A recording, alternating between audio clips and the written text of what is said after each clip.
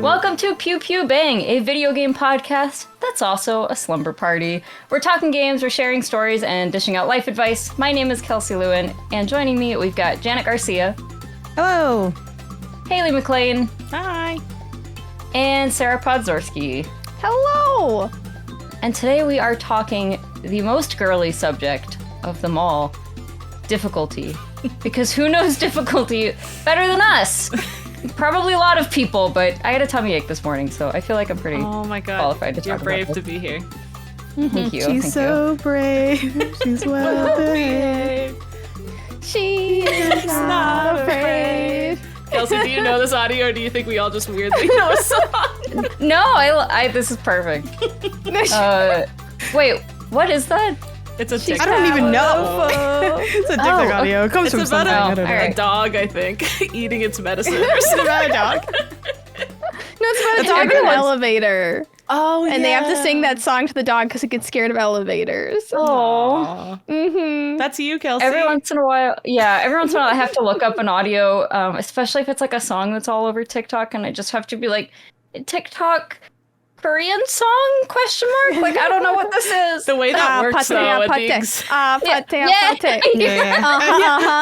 You can literally just message me No, and like exactly. there's a 99% chance I'll know it. Okay, I'm perfect. brain rot.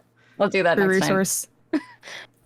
So real quick, we are recording this episode really early, like 3 weeks before this episode comes out, because of GDC travel, which everyone is going to except me. What the heck? I know. We'll have to hold up a picture of you for the group photos. Okay, yeah, you gotta paste my face over Ben's and just ignore the height. And You'll be so tall.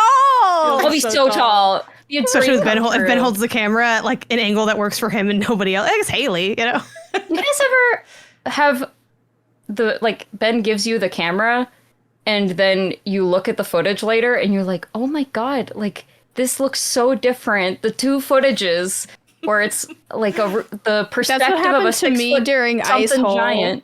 Someone was like, why is the camera so short all of a sudden whenever I was filming? These are critical thinking skills, It's one of those mysteries. Finally, a lack of critical thinking benefiting us. This is never And that's why happened life before. is so difficult. I love that's what happened to me during Ice Hole. It's such like During Ice Hole. I guess we should give some context because not every person who is listening to us or watching us is a MinnMax supporter. We are a part of the MinnMax ecosystem, which is the other podcast and podcast network, I guess, that we're on. Pew Pew Bang is made possible through that, so we exist due to Patreon support of MinnMax. We also now, MinnMax has a Discord, and there's now a Pew Pew Bang channel inside that Discord. So if you want to hang out with us online a little bit too, we've been talking about nail art and chickens and a little bit of perfume, and it's been great. So come on, join that Discord if you are interested in that. Anyways, we should talk about video game difficulty. And we'll start with the hardest question of all, which is, what's your favorite difficult game? Ooh. I think mine's Hotline Miami, which I think the second one turns 10 today, which that's the second one turning 10. I think so. I thought I saw a post about that. Isn't that crazy? Hotline Miami is so hard, but it's so fine that it's hard. It's one of those kind of games. What makes it hard? It's the game is supposed to be about learning the best way to move around, and it's so satisfying to just like, it's overhead top pixel art style. You come into a room, you're kind of trying to infiltrate like mafia styled rooms, and like there's a bunch of goons everywhere and stuff like that. And it's just about getting from point A to point B alive. But if you get really good at it, the flow state's crazy. It's like you can pick stuff up, throw it across the way. That kills that guy over there who like does a slow-mo like psh, and then blood splatters everywhere. And then you pick up a sword and you're like slash slash, shoot that guy over there, boom boom boom. And like just if you watch a speedrunner of that game, it is some of the best gaming of all time. And what's great about that game is it's so hard, but the time to restart is less time than to like blink. So you're just like, I don't care that's, you know, like in Dark Souls or whatever, it's like, you died. And the text shows up for 20 minutes and you're just like sitting there like, I know I died. All right, God. But I was there. But with Hotline Miami, it's like, you're dead. And then before you can even register that you died, you're like at the start and you just go again. Quick. It's so fun. Yeah, I do think that's Nice. a really important part of games being, I don't know, like a satisfying difficulty and not just punishing, because there's a big difference Yeah. between difficult and punishing. And I think the most important thing, at least for me, is you can start again quickly. Like you don't just lose everything. Now, that being said, my favorite difficult game is Monster Hunter, in which that is not the case at all.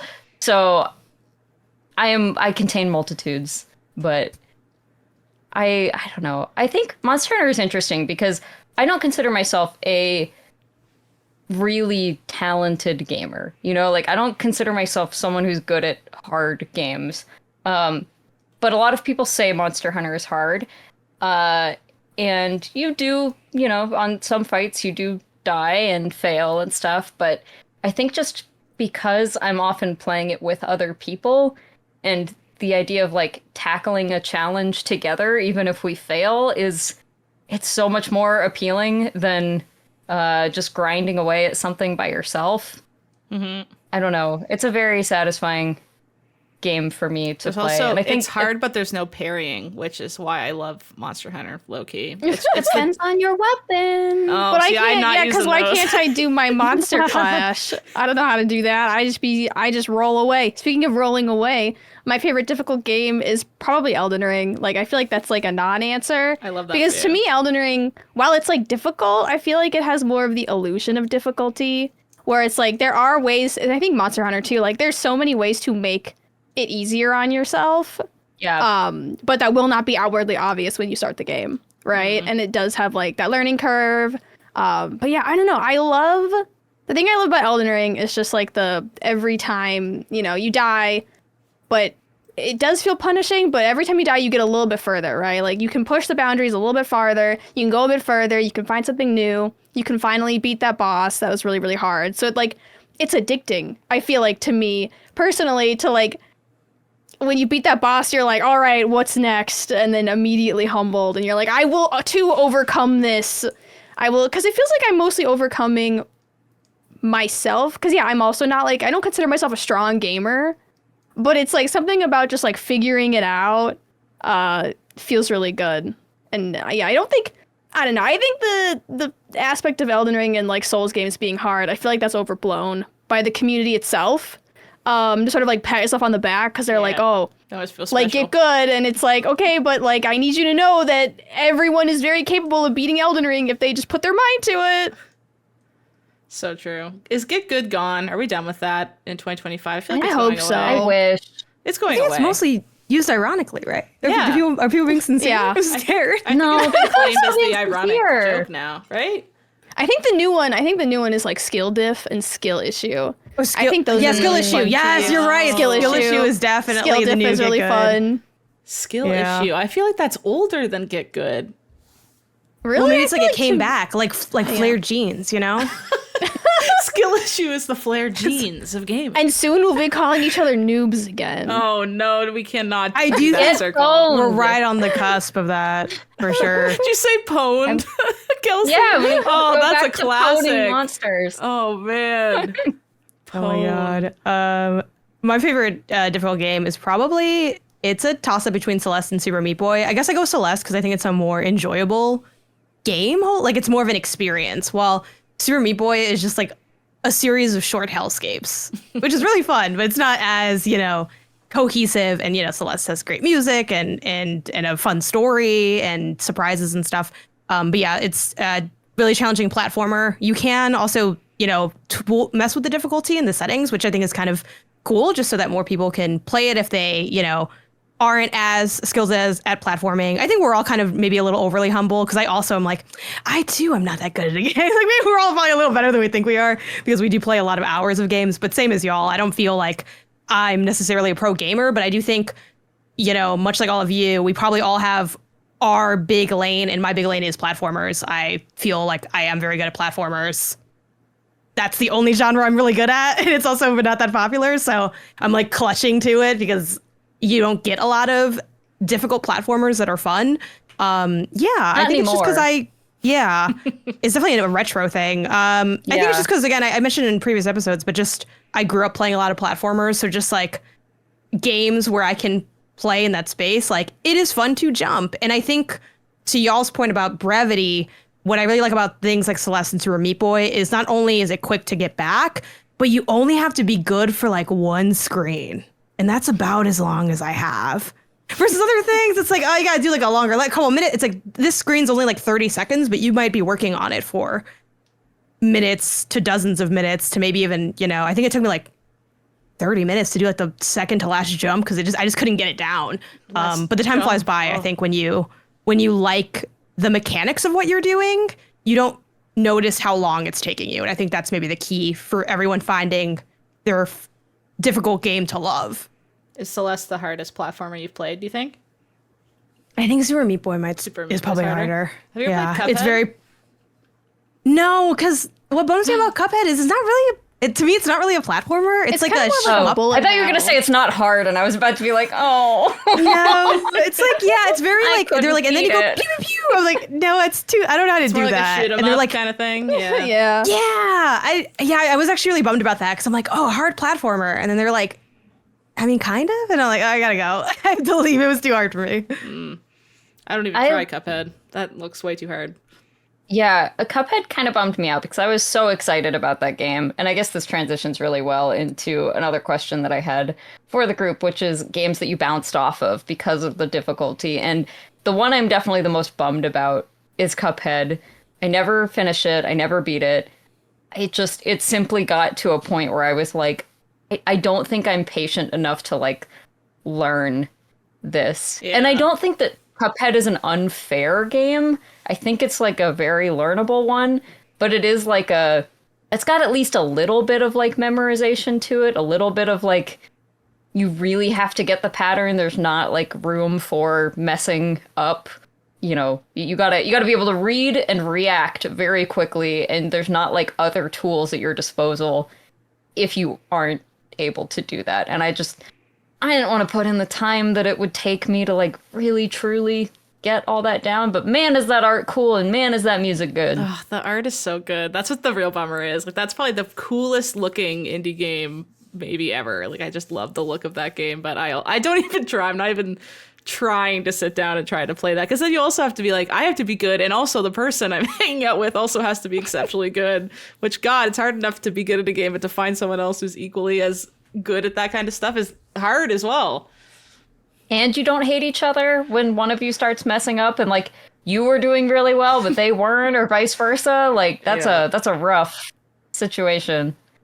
That's a rough combo. I'll stick to Split Fiction, and it takes two in those instances. Yeah, it's hard enough. Even then, when you're the revive guy, hey, I'm the revive guy on my team. Hey, I died. Can you come get me? It's like the worst feeling. I think for me, funnily enough, the game that first comes to mind for me for this question is PID, which I don't really know how popular or how known that game is. It was like a puzzle platformer from, what year was that? I have it pulled up, 2012. And for all I know, hey, maybe this game ain't even hard like that. And in holistic, I got through most of it. It's like it's like a puzzle platformer, but it's got a one-hit death, which I think is really tough in a game that isn't as quick to get back to as like, you know, a Celeste or Super Meat Boy, and especially with the boss battles. And that's what broke me. I got to the final boss of that game in college, couldn't do it, put it down, never came back. Like every 8 months I think about that game, like, what if I booted it up? Which I don't even think do I have the file? Like, I don't know, it's in the cloud, right? I'm guessing, but it's probably not even that hard. And I've given it 10 years? I feel like it takes a lot for Janet to bounce off games. Like, you tend to for difficulty reasons, because you just spent how long on that boss in Persona 5? Oh my god. Oh no. Which is like a notoriously hard boss. That. Yeah. That's the hardest thing I've ever done in my life, that boss battle. I've also How do had you a good like life, persevere? So. Because I'm a quitter. I'm a giver-upper. Like, I would never. Did you beat Elden Ring? Yeah, but that wasn't, to me, like, that wasn't, like, hard. I was just like, what should I do? And the answer was use a shield, and then I did, and then it was easier. Guys, I will work so hard to make something easier, but I will not work so hard to overcome difficulty. Does that make sense? Absolutely. Yeah, I mean, and I think that's why I don't find Monster Hunter particularly hard, because there's always a way around it. Every monster has some kind of like, you know, maybe it's just you switch your weapon and you do this instead, but there's always some way of mitigating whatever it is they're doing to you.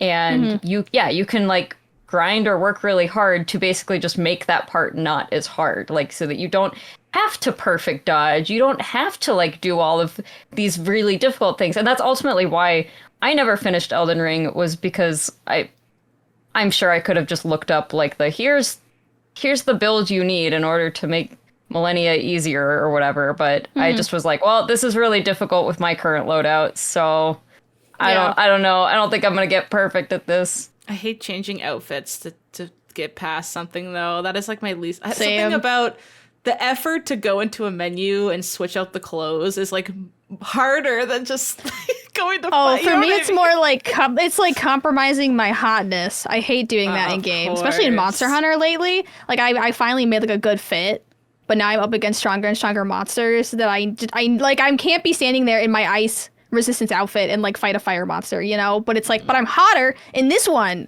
So it's like I just take the damage. I don't know. It's You're difficulty. so close. It's a handicap. You're so close to getting layered armor, though. Just push through, be ugly for a little longer, and then you can have beautiful layered armor. Ugly for a little while. Just put up with it a little longer soon. Everyone's middle school experience. Just be ugly for God. a little longer. Middle school literally is like the middle Pokemon stage of life, dude. You're like, why does it look like that? What happened to it? The way we call it middle school, too. It's just so accurate. Middle school might actually be the hardest thing I've ever done in my life. Honestly, I think it's harder than any video game. Talk about difficulty, yeah. Middle school is the boss fight of life. If you get after that, it's the epilogue. Were you guys cool in middle school? Oh no, my God, no. Absolutely not. Me neither. I got bullied on the school bus because I got bullied on the school bus because like I didn't play Halo. And I once talked to people about video games and they were like, I bet you don't even play Halo. And I was like, what's that? And then speaking of video games you bounced off of, I picked it up and I was like, this is garbage. I'm going back to Harvest Moon. You gave it a try. I gave it a try. Oh gosh. Which I shouldn't have even done. They don't deserve that. They don't deserve me playing Halo. I distinctly remember trying to be cool in middle school, and I was talking to people about video games, and it was right at that age where like Pokemon was becoming uncool to like, but I still really liked it. And so someone was like, Kelsey, you like Pokemon, right? And I was like, what? No, like, what is a Charizard? That's so sad. Pokemon became unpopular for a little bit? Oh my god. When did that happen? Right at like 12, 13 years old. It didn't last long. Everyone came back around. But, you know, that's an awkward age for people. They always come back. I had like, well, it's hard when I started when... straightening my hair. Like, I straightened my hair every day for like years and years and years. That was the era. I literally like didn't even realize it was curly until a few years ago because I'd straightened it to hell. Got fried. I need a photo. That was of like Janet my with, like, gateway drug, where like one of my friends was like, "Oh, let's like, can I straighten your hair? Let's straighten each other's hair." And I was like, "This is awesome!" And then I just was like, and I had that one where it was like, "Oh my god, the wet to dry one," where you like do it and like. And this like a plate of fajitas just every day that you would do it. It was like the worst thing. I'm like, I don't think this is good to do. I'm so glad hair grows back, guys, because that was a rough era, like 2008 when we were steaming our hair, my hair off, frying our hair off. Yeah, well, that was like the MySpace era, so it's like I wish I had seen hair. I wanted seen hair so bad, but I never actually did anything to have seen hair, so I just kind of had like choppy layers, and I was like, not bad. This is getting somewhere. I'd put a bow in my hair, and I'd be like, very seen of me. Very seen. I ordered. My parents hated this, but I somehow managed to like. I think I got like a Visa gift card for a birthday or something, and so I was like, yes, I can like order things online. Before this was like a really safe thing to do. I was ordering it from like some scene girl on MySpace, so I'm shocked that these ever arrived. But I had these long like hair extensions. You know how scene girls would have like the short hair and then like the really long colorful. Yeah, so I had some of those, including some like the stripy ones, the raccoon tails. And my parents so bad. hated that. I wanted those so bad. You're living my dream. I would like all those posts on Tumblr, but never dare to do the same thing to my own head because I knew I couldn't pull it off. I'll never try. I don't know that any of us really could. I didn't have like good makeup, so I had like I would get like, you know, makeup for my Halloween costume and then like keep using it to try to get like hot pink eyeshadow all the way up to my eyebrows. Oh my gosh. It was really ugly, but I thought it was pretty cool. I had the same length of hair around my entire head, which I say kind of the same thing I have right now, if I'm going to be honest. But I would take a piece of it and just pin it back, like directly straight line back to my head. And I was like, it's kind of like, like Snooki Bump. But if it had zero volume, it was just flat like a landing strip for an airplane. You needed a bump. Jersey Shore, here I comes. It's just my hair has no volume whatsoever. And instead of just like embracing hairstyles that might have looked okay, I was like, I'll do a Snooki Bump. And it'll be the How many of us have thing. been personally victimized by the bump it? Because I was, and the way that it would dig into your scalp, and if anything touched it or anybody bumped it, it would just stab. And it didn't burn anybody. I bet if there was car accidents where that thing like did additional damage, I bet you that's happened at one point. Yeah, probably. Like the people get the claw clip stuck in their skull. Mm-hmm. Did you guys have the like horrible spiky 90s headband thing? That like also honestly, I've been wanting to go check that out again. I'm like, that's kind of re-trending, and I want to see what it's like. Don't do it.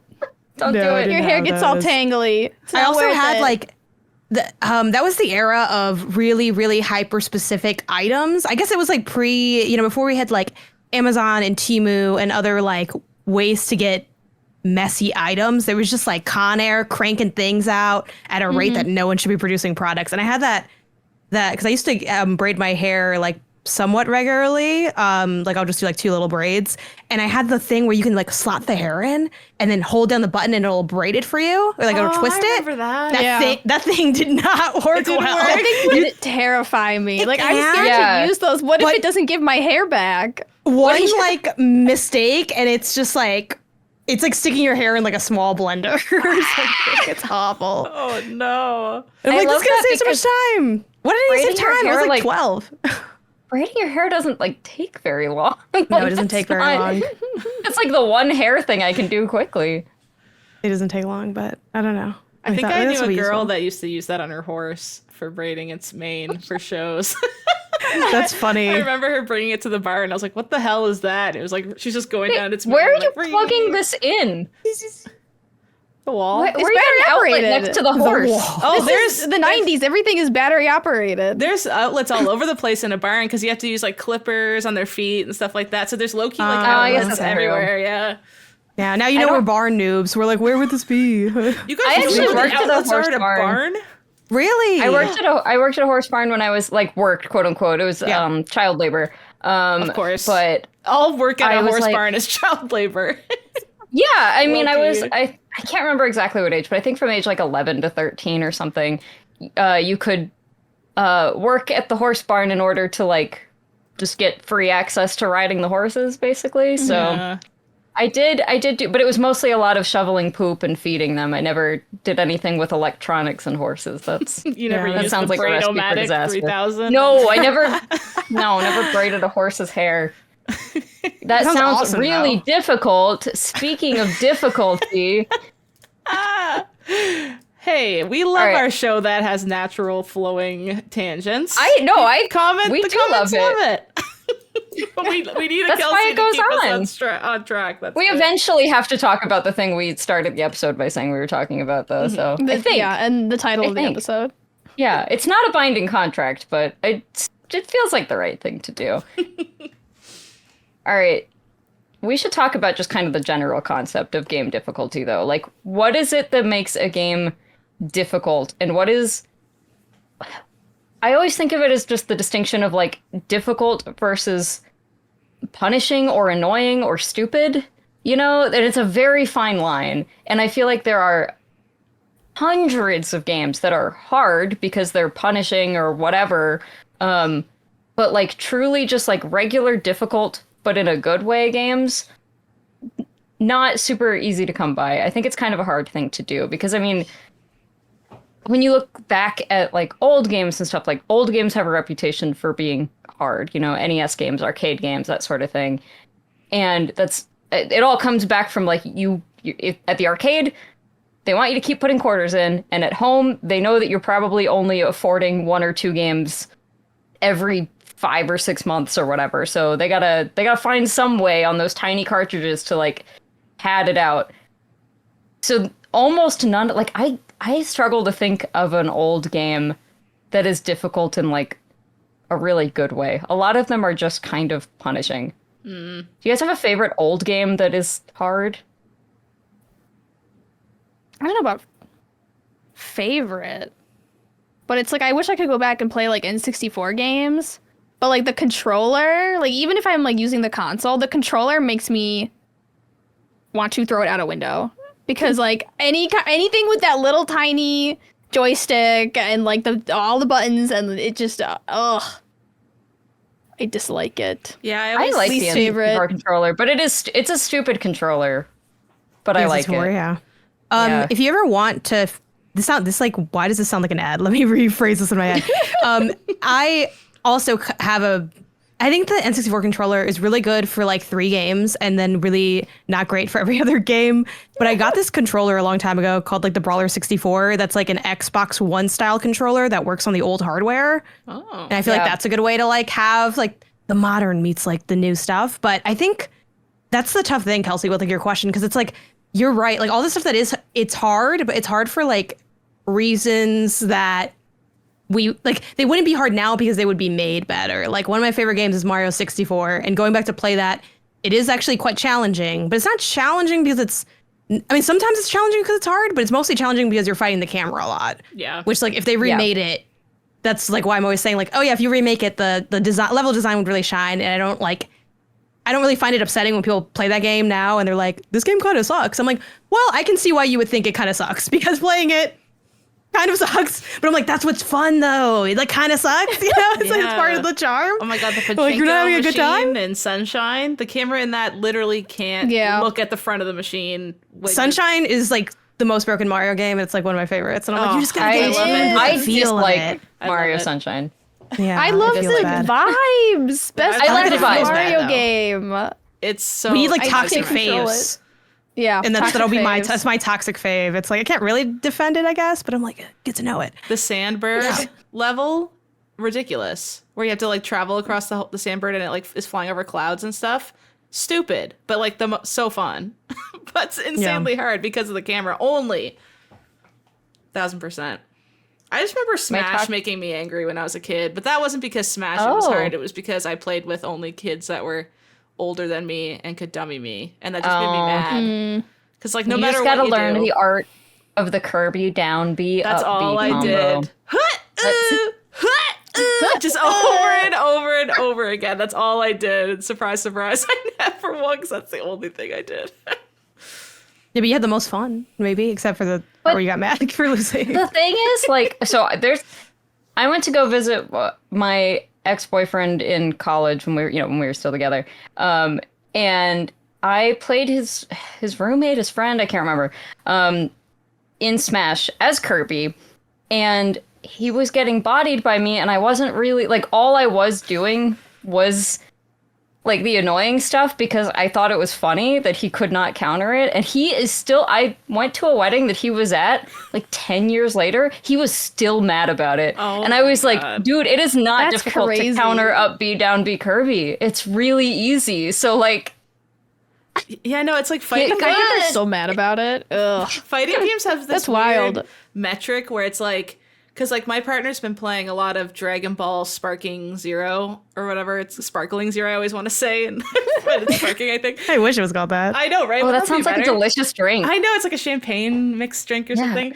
With just like a Dragon low calorie Ball Dragon Ball Sparkling Zero ice. Oh, perfect. But like he's really good at it. But we were talking about this because I started playing him and I was dumbing him. But it's almost like I was so bad at it, I was unpredictable to fight. Yeah.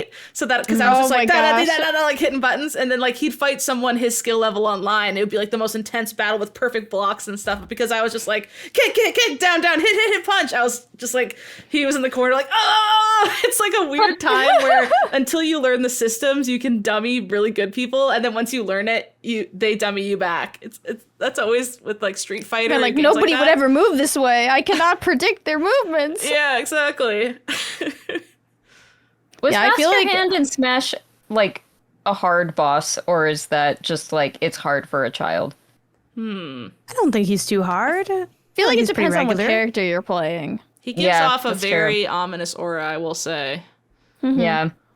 Craziest. so I do think big, one of it's the like you're just hardest- wailing on him. I don't know. You jump One of over the him, hardest things in games, or like most stressful things for me though, was unlocking a new character when you have to fight them and you know you only get that one Ooh, shot, oh my or you gotta gosh. like do everything all over again. Like Yeah. I'm not good under that kind of pressure. Like I don't Yeah. mind hard games, especially if you're just like, yeah, you know, if you fail, you just start again. It's fine. But it's like, no, you got one shot. You better not die. Mm-hmm. You better do it. I can't do that. I always freeze up and am terrible. I'm not. And then you don't I get also the get really scared. character. Yeah. Yeah. I'm not a fan It- of it's- like time wasting being the punishment for difficulty. I know that's the whole point of Dark Souls. Like you have to run all the way back through all the rooms to fight the thing again. I guess. At least I don't know. the only one I've ever beaten. yeah. Is the Sarah, I first feel like Dark you're so Souls, good and at it. that's You're all like, it is. I'm not running back for anything. You're like, I lost like 3 things in this whole game. I don't know what you guys are Oh my talking. god. I don't know. I play really conservatively. I'm a very conservative player in general. Like I don't take risks. And I think it pays off in games like that. But then I'll play games like Rainbow Six Siege, and someone should have just like taken the game away from me. Because I'm literally too afraid to play the game itself. Because in Rainbow Six Siege, Yeah. you die really quickly. You know, you just get like headshot and it's over. Yeah. So seeing another player is really scary. And in Rainbow Six Siege, I will just like lay in a corner in fear of another player coming, and then I'll still die. So it's like, what did we accomplish? Nothing. Like we could have been playing the game and we would have died anyways, but we would have had more fun. That's what I do Yeah. in a real war. I would just lay in the corner Lay in the corner. for the best. Do you guys have an arcade game that you're like weirdly good at? Because You guys arcade play games are arcade universally games? hard. You have never played an arcade game? I think the only arcade games that I've played in arcade is like Pac-Man Yeah, me too. and maybe a fighting one. Yeah. And are you I'm not weirdly good at it? man. No. Janet, you Trash. have a machine. I know, that's what's embarrassing. It's Miss Pac-Man, which is a little faster than the regular Pac-Man.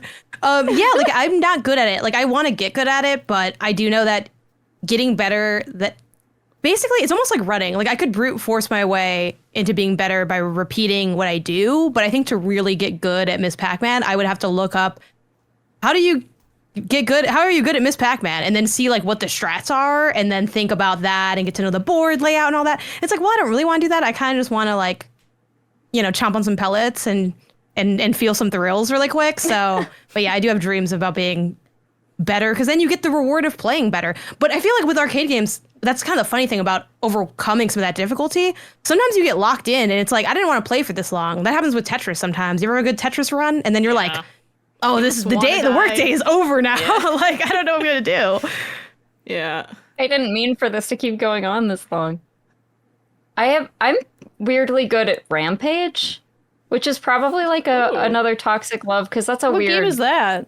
I'll get Oh, I up. love It's Rampage. the one Never where heard you of that. destroy buildings and you're like And you like King- chomp oh, on people. Peter Jackson's King Kong. I was literally just saying like, actually, Haley, this would be a you game actually. Yeah, I like Rampage. yeah, it's like there's multiple characters and there's a giant monkey, a giant wolf, a giant lizard. It's kind of Godzilla-y. Okay. And yeah, there you go, Rampage World Tour. This literally is Haley's King Kong game. This is my King Kong Yeah, game. pretty much. That looks very you much like just- Donkey Kong. Yeah. Hello. Yeah, that's true. Nintendo is gonna get mad. Sued. He just ate a toilet and then threw up. So you gotta destroy the buildings. They're humping You the can eat things out of the buildings. Yeah. No, he's kicking it. Also, when you die, you turn into a naked person. Oh, What? Ooh la la. Yeah. Oh Where yeah, does I that forgot about happen? that. Yeah, it's a. Like I don't- fully nude? Me skipping ahead. I mean, they're trying like to find it? covering themselves because they have Oh, to okay. be. But Who is this? Well, it's Yeah. more like Mamacita? a Hulk situation. Why is there a Hello? sexy scientist lady? she's the one explaining. Someone has to do the research, Yeah.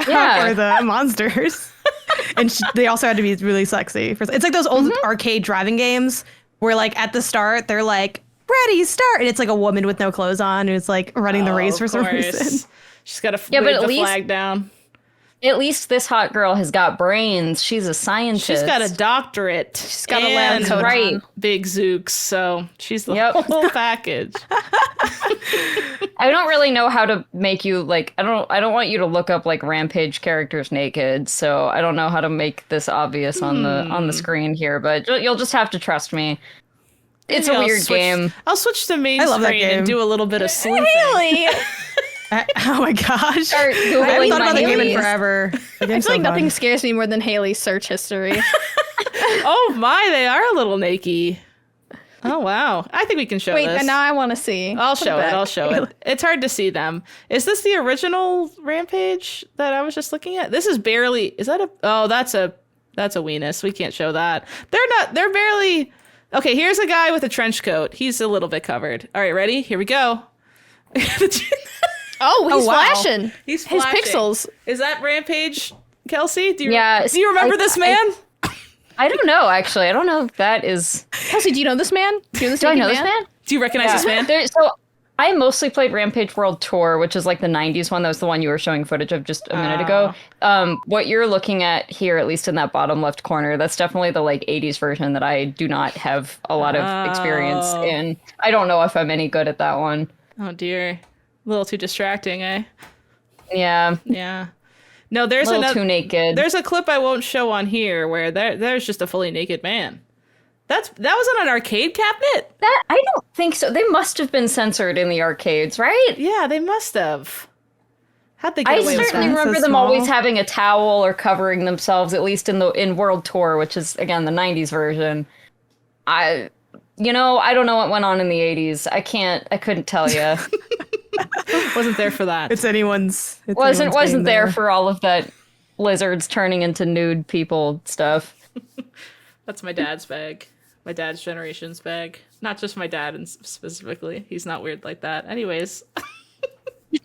Next topic. Poor Haley's dad catching strays out He's here. catching a stray. He won't make it in this far. We talked about hair and stuff. I'm sure if he started watching, he's dropped off by now.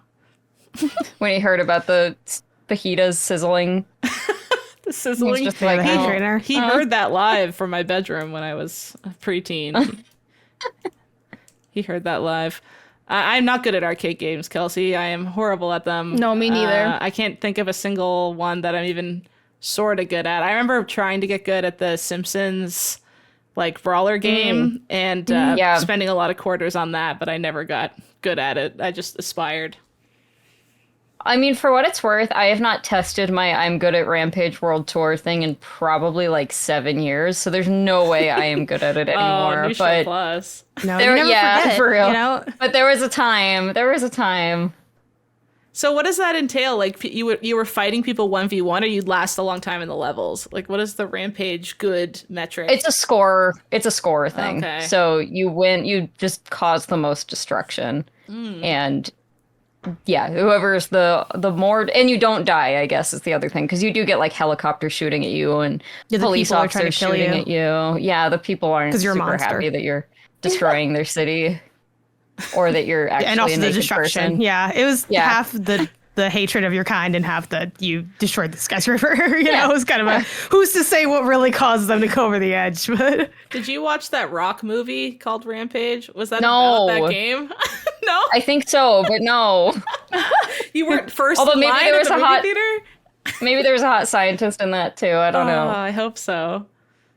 Okay, what about games that are not traditionally considered hard, but that you think are challenging or have like a particularly challenging boss to them or something like that? Do you guys have any that come to mind? Overcooked All You Can Eat, which I think is a little bit kind of perceived as a So hard game. But I feel like people, when they talk about it being hard, they more talk about like, oh, it's like silly fun time. But it's anyone who really plays it knows it's not silly fun time. The physics are extremely well tuned. Like I've tried to play so many games that are like Overcooked likes, or oh, it's like Overcooked but for this other thing, and the physics is so slippery, it's so slapstick, which I know some people like, but that's not really my bag. Overcooked is tight enough where if you mess up 9.9 times out of 10, that is you. Like the other 0.1, you're like, I feel like I was standing in front of it, but didn't line up. So I think that game is super difficult, especially and then they unlock, which is another thing I think is really cool about it. They have like I think the 3 stars is the default, and then they unlock a 4th star where you have to like transcend into like godliness, which I really want to do, but Isaiah's not that interested in the 4th star. I really got him to play through the actual like game itself. It was like years. It's just like at one point, it's like, I was seeing it and I'm like, let's try to play this together. And I was like, oh my God, it's happening. I hope he likes it. I love this game. I've platinumed that game 3 times. Once to get my own platinum, once with someone else to get their platinum. Because they do that dumb thing with the trophies where like you don't always get the same trophies. So like I got the platinum with Maggie, and then like, but she didn't get it. And I'm like, well, you should get it because you did the same work. I'll go with you in your game. Then we get your platinum. Then I went to Isaiah's game. I was like, you want that platinum? Anyone want that platinum in Overcooked? They're not making another game. I'm just replaying it. I think I have over 100 hours in that game. Oh my God, and I am that's not awesome. sick of it at all. I'm like, Okay, so they said all you can eat. I'm still hungry. I don't know. you must be Crazy to the, me.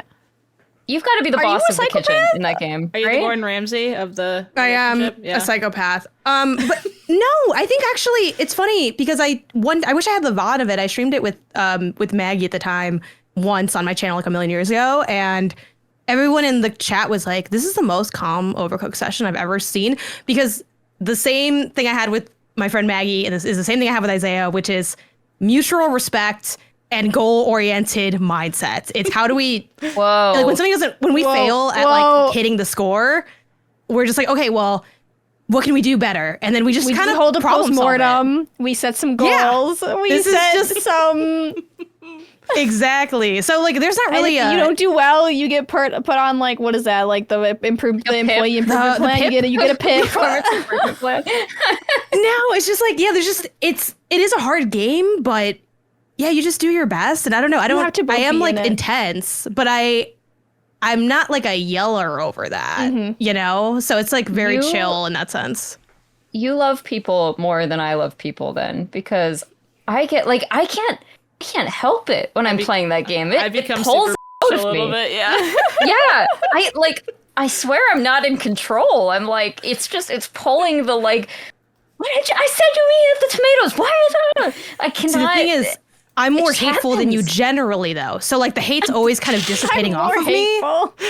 So when it comes to like these high stress, like it brings up the worst. I'm like, the worst is already here. It's at the surface. Like I don't have anything underneath because it's all you on don't the have table like a already. secret.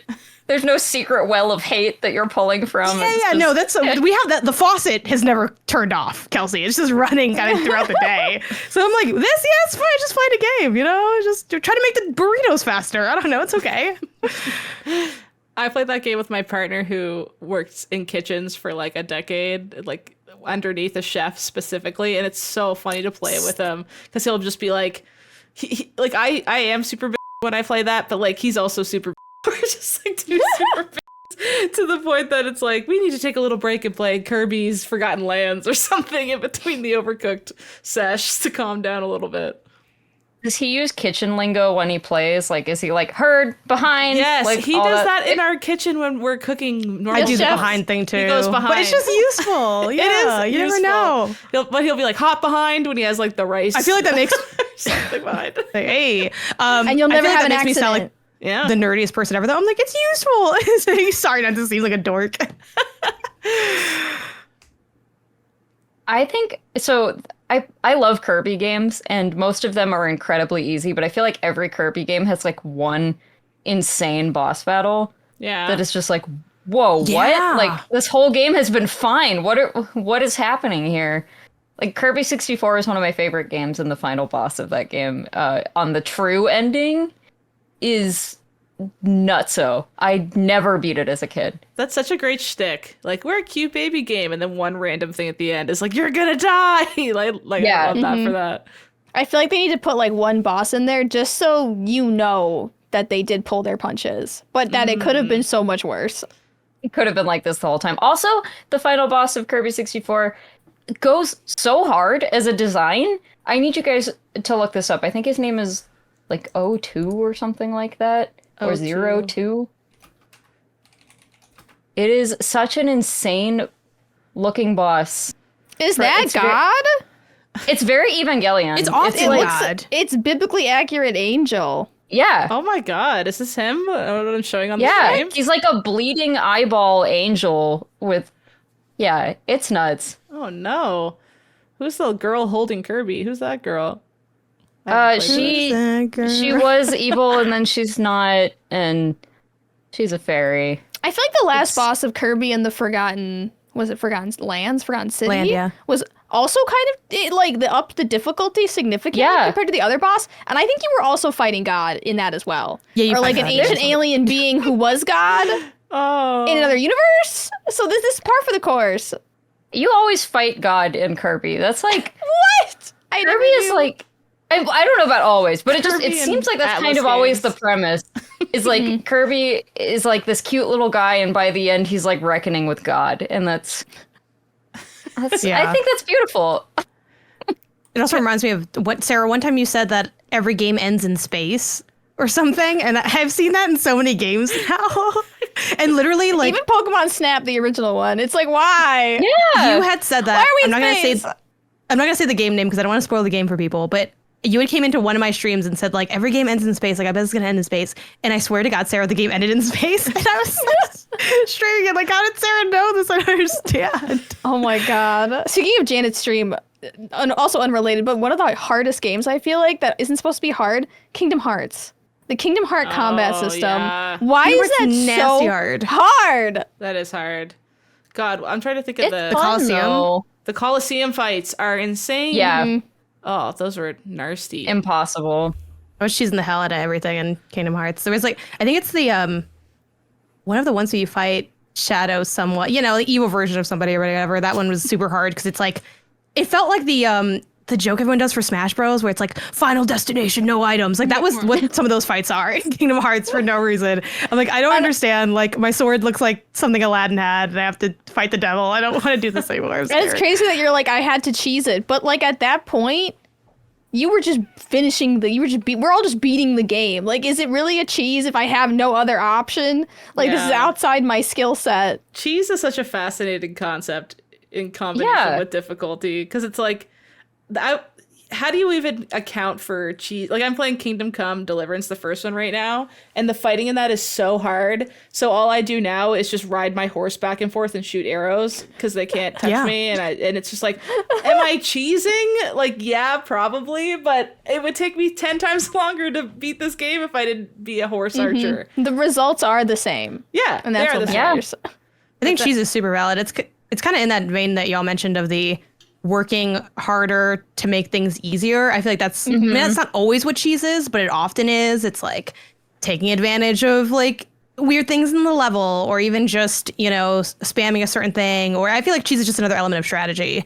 And it's, I don't know. I love cheesing things. I have more fun cheesing than fighting fair. I love that's what I did in Kingdom Hearts. Like I was standing on the back of like, was it Cerebus or whatever, for 30 minutes. It's like, if I was really good at this, I could just do this in 5. But no, I'm going to stand here and take advantage of what this game design screwed me over so many times. And now it's payback. This is, you know, and I have a really good time doing that. I really love finding cheese strats in games. Even if I'm good enough, I like to do that. Like in Horizon, in the first one specifically, because they had no limit on the traps, I just laid down a gauntlet of 1,000,000 traps to kill things. Even though I'm like, I can fight them and it'd be done faster. Like Horizon's not really a hard game.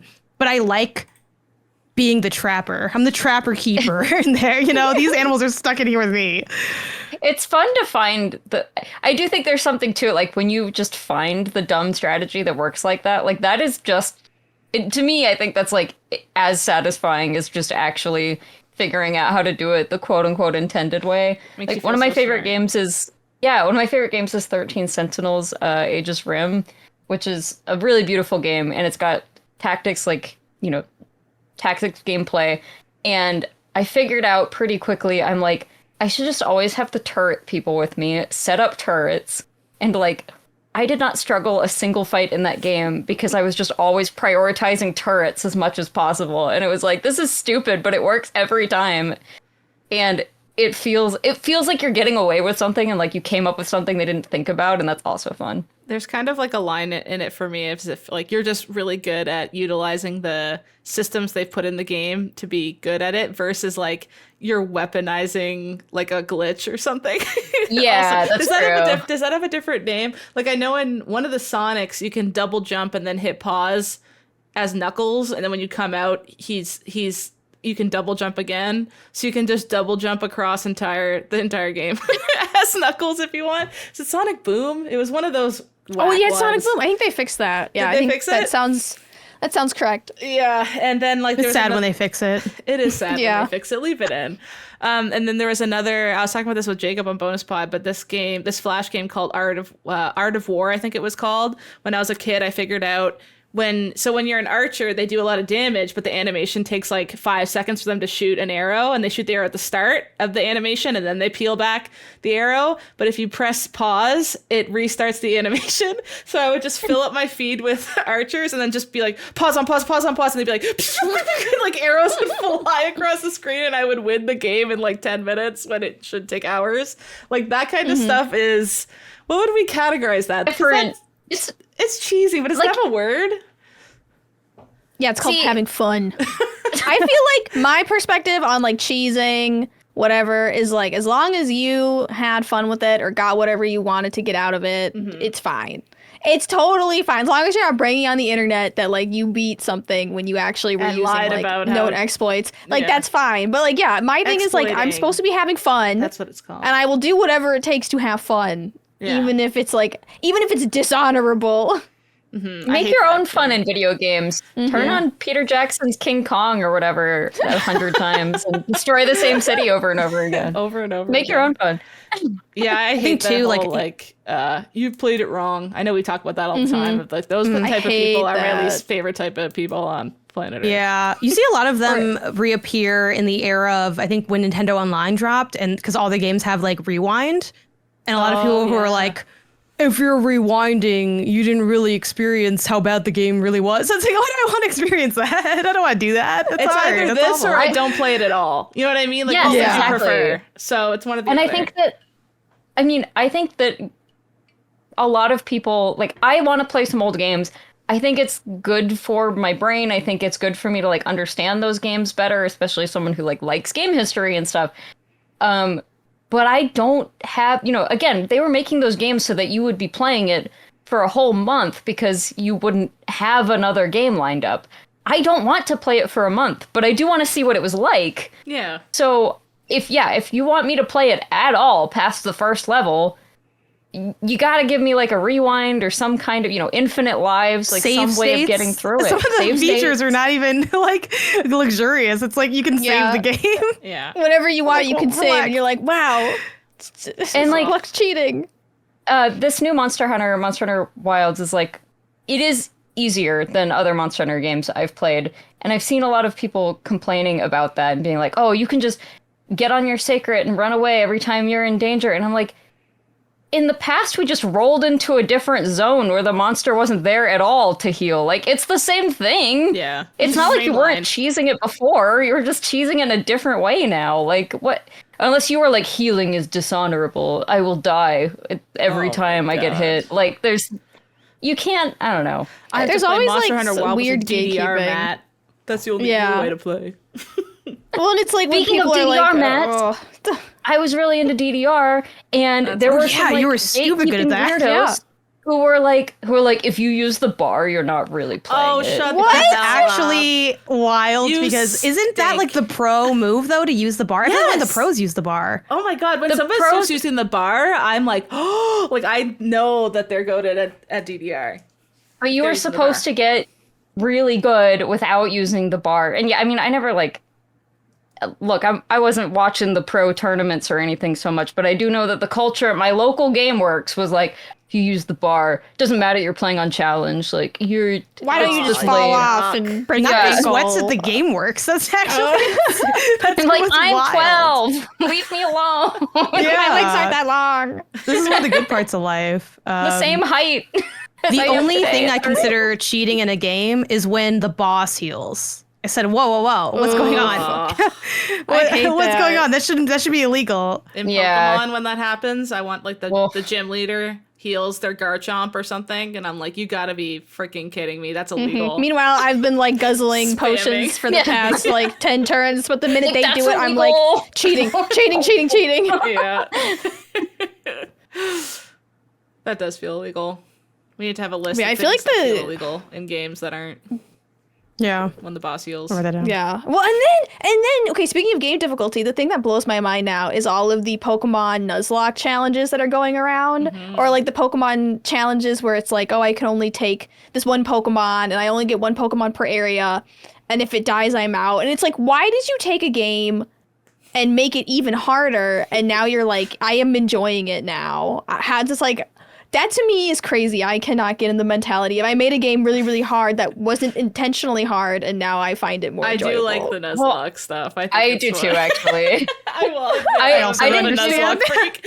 I've never done the Nuzlocke. Are you guys doing that? I've done it. I didn't do that with. Yeah, I've done it with older games. I didn't do that with this last game, but with Scarlet and Violet, I was like, I'm gonna beat the game with all birds, just only bird team.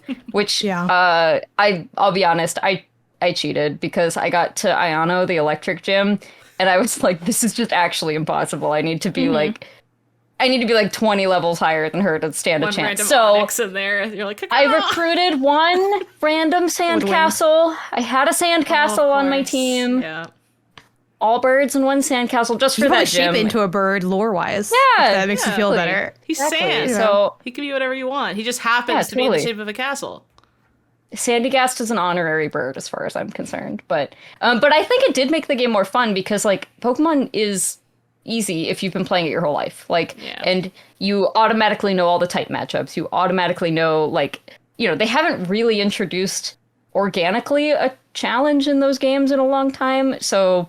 I was like, well, Cynthia is like I'm going to make this person that made me sweat. I feel like. Yeah. I'm like, I'm going to make this a little harder on myself. And it was fun. I had a great time going through that game with just birds. It made it a lot harder. I played that Radical Red ROM at one point, like a year or something ago. That was hard as hell. What is that? It's called Radical Red. It's essentially like, what if Pokemon was actually hard? And like the little in the corner are like strategizing like crazy. They like you go into the bug zone that's supposed to be like easy as hell, Caterpie, Weedle, like moving on, and they'll have low level Pokemon. Like they're not just all level 70 and you're level 10. It's just that they're really good at strategizing. So like the Jigglypuff won't just come out and pound. It'll sleep and then pound you. Like they're actually smart in how they play it. And I couldn't get past I don't think I got to the first gym. / maybe I beat the first gym and got a little bit further than that. But then I was like, this is too hard. Like, I genuinely can't do this anymore. But it was really refreshing because, normally it's like Ember, Ember, Ember, Ember until you get Fire Blast or whatever. It's Fire Blast, Fire Blast. And then you just have done the game. That's generally how you can play those games sometimes. So it was really refreshing to... It's like I think that's the only thing I ever seek out harder versions of it. Like sometimes I hear people on the pod, like Leo especially, like, oh yeah, I turned it on crushing mode so I could feel something. I'm like, why are you doing that to yourself? Like I go easy way often where like I'm just normal / sometimes I go down to easy if I'm like, I just want to finish this game and it's taking 10 times longer than it should.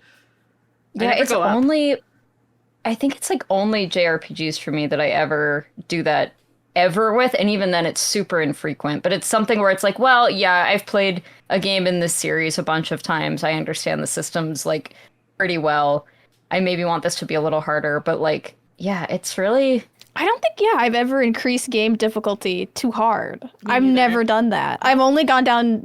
Recently, I'm like really enjoying like, easy mode, like story mode, just because I don't have the time to really like sit there and like delve into some of these games. But yeah, I've never upped the difficulty of a video game. That's gonna haunt me for a little bit. That means you value yourself. Fine. Yeah, like I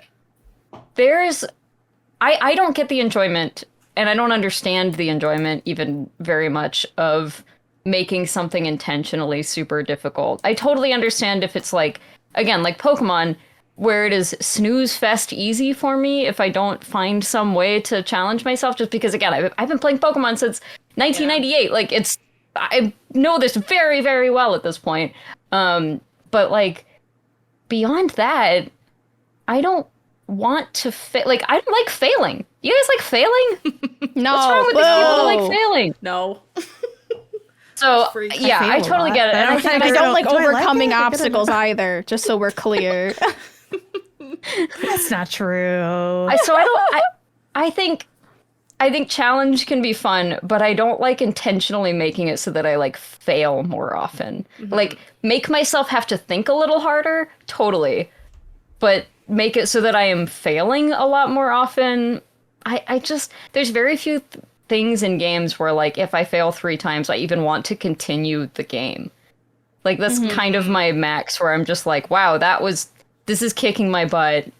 I hate this. Even with JRPGs? And I don't really fail more than 3 times. That's like, wild. You're See, cool. this is I can't. We're different people. You know, Well, this reminds me of. You're talking JRPGs. Like, most of the time, you can grind your way out of a problem, or like find some different strategy that is not a like only 2 twitchy times? strategy. I usually have to do that quite a few times in a row until I figure it out. Like it's just. I don't It know. reminds me of how I'll hear from people who will be like, "Oh, this one thing was really hard. It took me like 3 tries," and I'm like, "Everything takes me like 8, even if it's not that hard. I just mess up a lot in a lot of things." Like, yeah, and I think that's also kind of at the heart of game difficulty in general, especially when it comes to settings. I think the thing that I wish more people realized, and maybe it's that I have like an education background, like I used to teach high school English, and I'm certified for like secondary ed, so like middle school included, is much like a lot of those things, like if you play something on, like for some people, obviously it depends on, you know, skill level in the different genres. Like for some of us in some games, easy is literally easy. Like it is easier of an experience. But for some players, their experience on easy is the same as my experience on normal.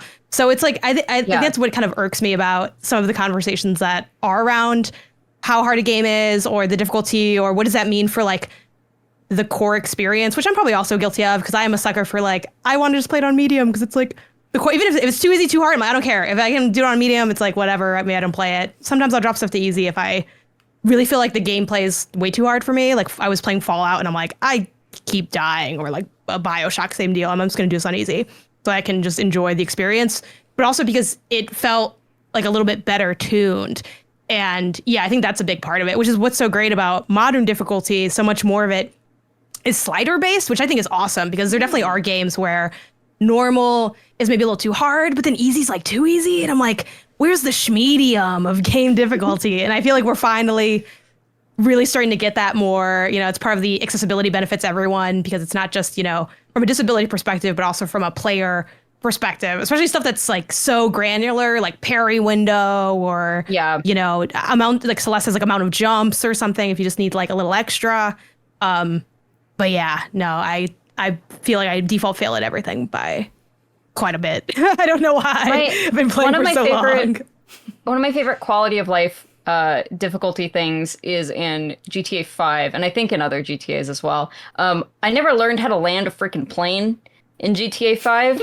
If you fail a mission 3 times, it's just like, do you want to? I didn't realize that was a requirement in GTA 5 landing a plane. Yeah, isn't there like there's like a Trevor I've never mission played. or something? No, you're probably the helicopter right. thing. Played it. Yeah, that was like 10 minutes long that everyone said was like a nightmare. Yeah, I didn't get it. I could not understand the controls like at all. And after 3 failures, I think it was 3, but the game was just like, hey, you want to just skip that? You want to just not? And I was like, yes, please, skip, thank you. I love when games do that. Skip, yeah.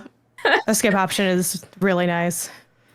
Especially when it's like, the game, like GTA 5 is not about flying helicopters. Like, that's just one very small part of the entire experience. So like, it would make more sense if it was just like, no, like you do like have to learn how to walk around and maybe shoot some things, but like, no, you don't, it's fine. You don't have to learn the helicopter part. We'll just move on. Microsoft Flight Simulator, on the other hand. They actually have a lot of options. Do they? They can like, yeah, well, it's like, down? Yeah, they have a lot of like, if you just want to fly a plane around and not consistently crash it, they have really good options for that. Yeah. And then if you want to fly it like a professional pilot, you can absolutely do that too. But I love the easy mode. I want to try to fly it like a professional pilot, just to see like how cooked I would be in a Is Anyone Here a Pilot? You have to land the plane. So cooked. The real like how quickly would I screw over all of us? I'm confident in my ability to land a plane, but only if it's a Cessna, and that's specifically because of Microsoft Flight Simulator. Because that's the one that they teach you. Cessna. It's like a tiny plane. It's like those tiny planes that you see crashing on like LA highways. Oh, God. I'm Microsoft Flight Simulators. Would you ever But you fly can name in a real life? plane. Yeah. I can't Yeah, name Microsoft a Flight. plane. I play Microsoft Flight Simulator. Yeah, but that my makes you a God. plane guy.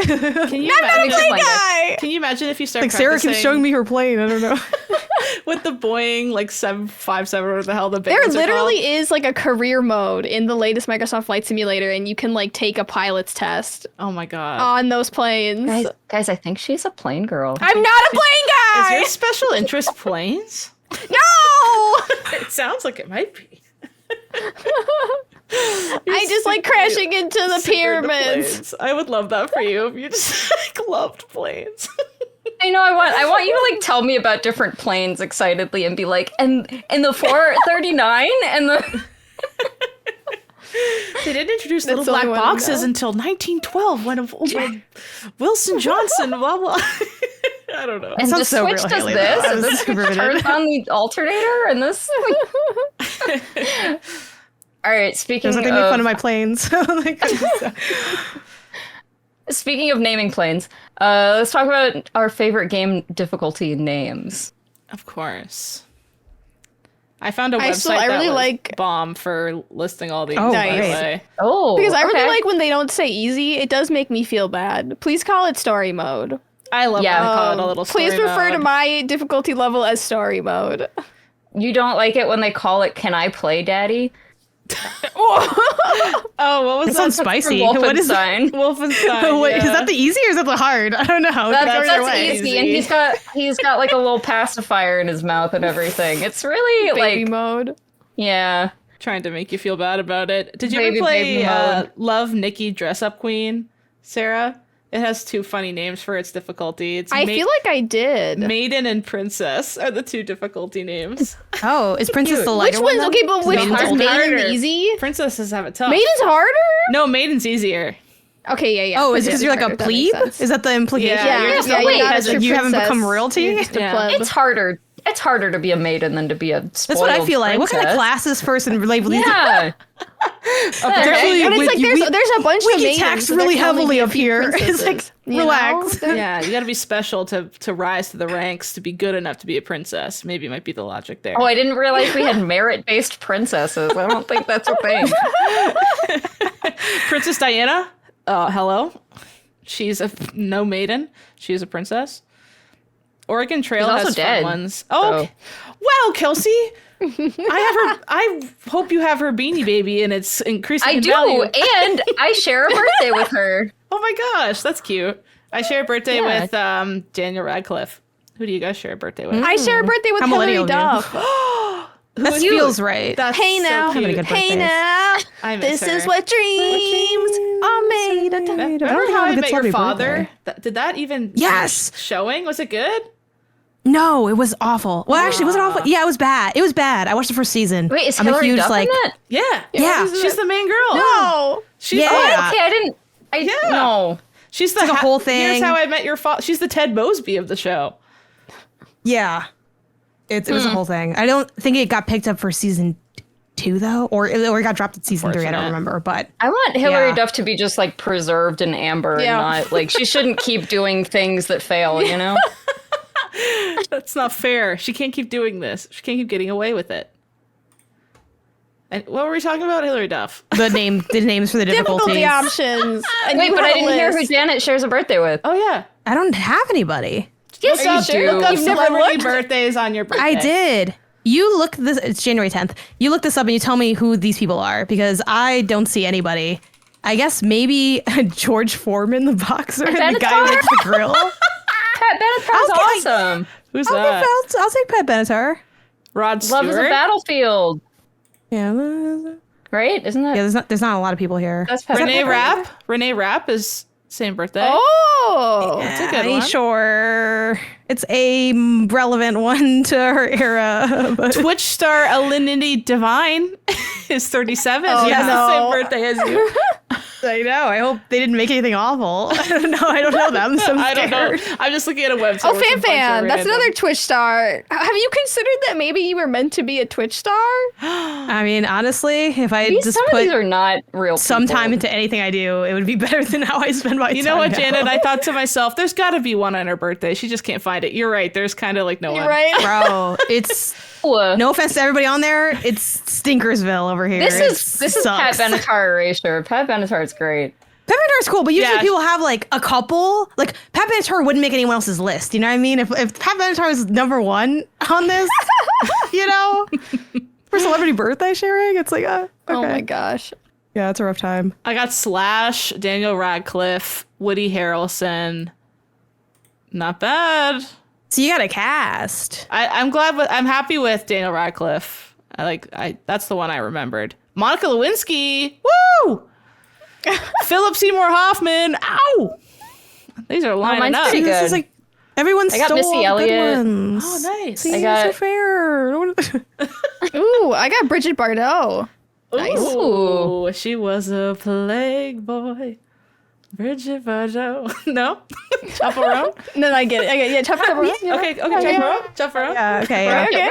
You had the under the melody was like very old timey for some reason. It kind of sounded like if Elvis was covering Chapel Road. I was very confused. I don't know which Doom or how many Dooms it is because Doom always has like kind of some funky ones. They kind of lean a little bit on that Wolfenstein bit, but not as on the nose. I think their easy mode is I'm too young to die, and then it's like yeah, not that's too good. rough I like for me. that. Plenty That's ultra cute. violence nightmare. Yeah, I feel like it's degrees of violence / aggression, which is, you know, pretty accurate. I will say when it comes to these difficulties, the descriptor also always pushes me a little bit where I find myself, because I always just play normal or medium to start at least. I find myself lying to the game. Does anyone else feel this way? Where they'll say, you've played these games before. And I'm like, I haven't. But, you know, they don't have to know that. It's not legally I want to binding. impress yeah. the game. I want to impress it with my Exactly. They're like, 'Cause the one I belong in is like, you're new to this. You know, you're not very great at FPSs. And I'm like, I mean, they don't have to know that. and then normal is like, you you've played some FPSs, and I'm like, okay, you're overestimating my abilities. Honestly, yeah, I think I Exactly. normally go the opposite where it's like, you've been here before. I'm like, yeah, but like not a lot. So That too, yeah. I'm like, I feel like I'm just kind of starting. Listen to this one. I like this one. This one's purely vibes. Rhythm Heaven's 3 modes are Saffron, which is yellow coated, which is the easiest. Salt water, Because it's for piss babies. which okay. Salt water, which is blue, which is moderate, and paprika, red for hardest. Then it's kind of just like I feel a little saffron today instead of Daddy Can I Play. I feel a little Daddy Can I Play today. I don't know. I like that. I like those. I like Yeah. those. It's a vibe. It's a palette. It's not a nothing's a ding. It's just a palette that you can peruse. yeah. It's You're just choosing a flavor. Oh, you know what? That's a great idea. They should always just be like flavors or colors or something. Yeah, then no one has to feel bad about anything. Yeah. They should put them in a different order, but then everyone would pick the wrong one and it would be awful. So they should do that. That'd be such a But good it's thing like- for like an Undertale style game to do. Like they tell you the difficulty and then like it's actually the opposite the whole time. Like That'd you be pick so easy, good. and then at the end, it's like nothing in life is easy. This was Yeah. actually ultra hard. And if you pick hard, you get very easy and you think the game's for babies, but You think you're like super good at the game. but at the end it's I like like, no, you're actually just on baby mode. Haha. I wish they were more like obvious about what the differences were, because sometimes they'll just be like, it's easier, and I'm like, okay, but like, is everything easier? Like, will the puzzles be easier, or did you just Yeah. like lower the health of the enemies and maybe Yeah. like give me more bullets? Like, what did you do? And when it's hard and it's just like the enemies are big old sponges that take forever to kill now, it's like, well, that's not better in any way for anyone. No. You know? That's I not- feel like that's not increased fun. health is like not a great difficulty. I hate Like, that. I feel like as a I feel like, crutch. yeah. Yeah. Oh, this is one of my favorites. The N64 Mission Impossible game. There's two difficulty levels. You want to guess what they are? Mission Impossible, is one Impossible? Mission Impossible? Is one impossible? It's possible and impossible. Hell Yes! That's awesome. yeah. That's very cute. I love that. It's really good. I love. All right, should we? Oh wait, I had one more. No, you have one more. Go. Oh, Kirby's Avalanche is based on spiciness, so there's mild, medium, spicy, hot, and Cajun. That's so many. It's a lot, isn't There's it? a lot. I feel like I get nervous when there's more than 3 difficulty options. and also, if you asked me to rank those, I don't think I'd put Cajun as the highest one. No? Me neither. Yeah. Like, I love Cajun food, and it's not like by default crazy spicy. So maybe it'd be more mild, medium, flavorful. Cajun, spicy, hot. Yeah. No, spicy sounds then about right. Cajun Hot maybe? would be- No, I'd go hot, then Cajun, then hot doesn't sound that spicy. Hot's like hot sauce. Yeah. I feel like hot sounds second to highest. Like I feel like when you get like hot chicken, like hot's one of the hotter ones, but then there's like Hot chicken, lava, but not hot sauce. and it's like above it. yeah. No, not hot sauce. I don't know. That's a weird one. I think my last shout for like naming conventions, even though it does have like a million difficulties, to your point, Sarah, which I think is do you need 7, maybe not, but EAFC, like the soccer sim games, have like beginner, amateur, semi-pro, pro, world class, legendary, ultimate. But what I really like about their difficulty is that when you start, maybe you can override this. I'm sure you can. There's like a million settings, but you can just play a match and then they just tell you what your difficulty should be. And as you're going Well, through they rank career. you? That would make me they're feel like so bad about myself, though. I'd be trying so hard to Yeah. impress the game. I'd be like, don't put me in But easy. that's- No, I'm good, actually. That's the beauty of EAFC. If you don't feel a little bad playing, you haven't really been playing the game. Like it's like it's a demoralizing experience. But then as you play, if you're getting better, they're like, oh, do you want to bump up the difficulty? And then sometimes it's like, Oh no, I actually want to leave it where it is. I want to would keep really help wailing my on these ego. NPCs. But it's kind of fun that it moves with you in that sense. I don't like in games where if you bump the difficulty down, it doesn't let you bump it back up. Like, Yeah. what? Yeah. Like, let me have this. Like, I don't. Perma difficulty Like- settings are the worst. That Yeah. never feels good. What's the logic for requiring that, do you think? Gatekeeping. So you can't say you beat the whole game on hard or whatever. That's so. Is there ever a dev reason, do you think? Like, oh, the game would get messed You think up. the devs I can't mean, be like- gatekeeping? You can't Trophy for imagine hard, that it would maybe? like break. Like, it would probably make it easier if you did a bunch of stuff on easy and then you switched it to hard, but you already like, grinded a bunch of levels. But yeah, I don't know. Yeah. What if you want to play the game like that? That sounds kind of weird, but like, go for it. I don't know. Why? Let me live my life. All right, let's move on to our challenge this week. Challenge mode, which is where we have a challenge, and normally it's a challenge that we have like right now, and we do live. But we were talking before this episode about how to approach this because we wanted to do something game difficulty related, obviously, and that's not an easy thing to do live in an audio format. So we decided we were gonna assign each other like a challenge and report back. So there'll be an edit after this segment for how this all shook out, for how we did on all of this. And if you hear futuristic space agey music, that's us in the future after we have completed this challenge. But we were talking about this and like what we would assign for each other, and every single one of us said we were terrible at parrying and we don't do it. I will not do So it. Never have I ever parried in a video game intentionally. No. Because sometimes you do it accidentally when you're mashing buttons and you're like, what was that? Yeah. I've like, never well, that was done that cool. before. I refuse to learn, but that was cool. Our challenge this week is parrying related, but we didn't actually discuss what game we're going to be learning how to parry. I was Does going to anyone have ask, thoughts? what game are you guys going to pick?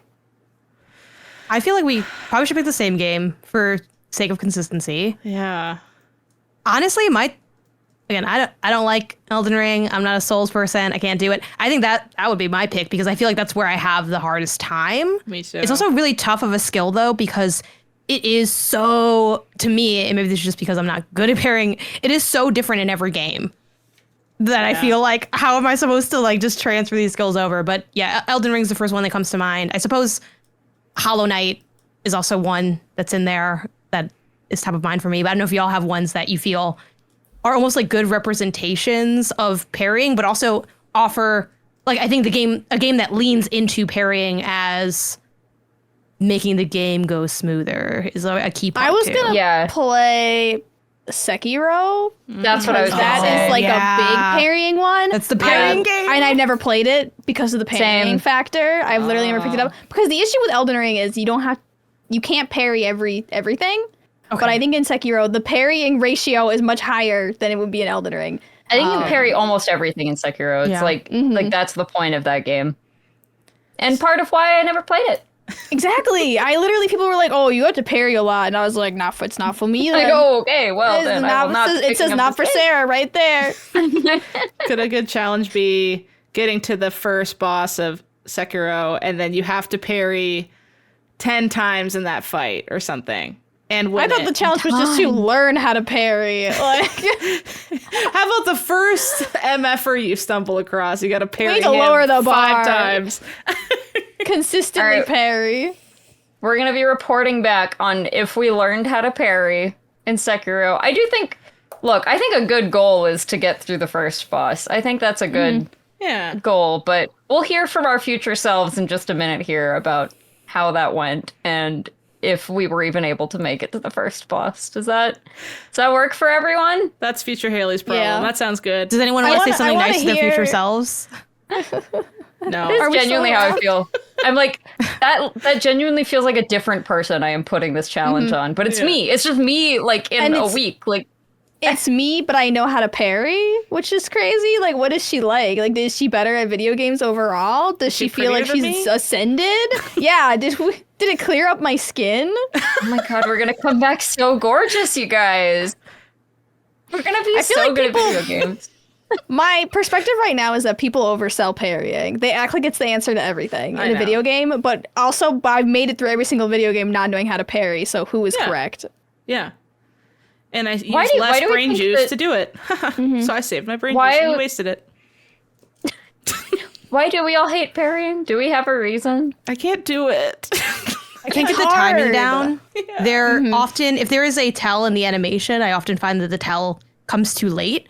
Also, the number one reason I can't parry is because I'd say 8 times out of 10, the con of failing the parry is so harsh that it makes me feel like the second I fail, I'm like, that was stupid. It's like, it feels almost embarrassing. It's like, okay, and go. Yo, you messed it up. Okay, well, do it again.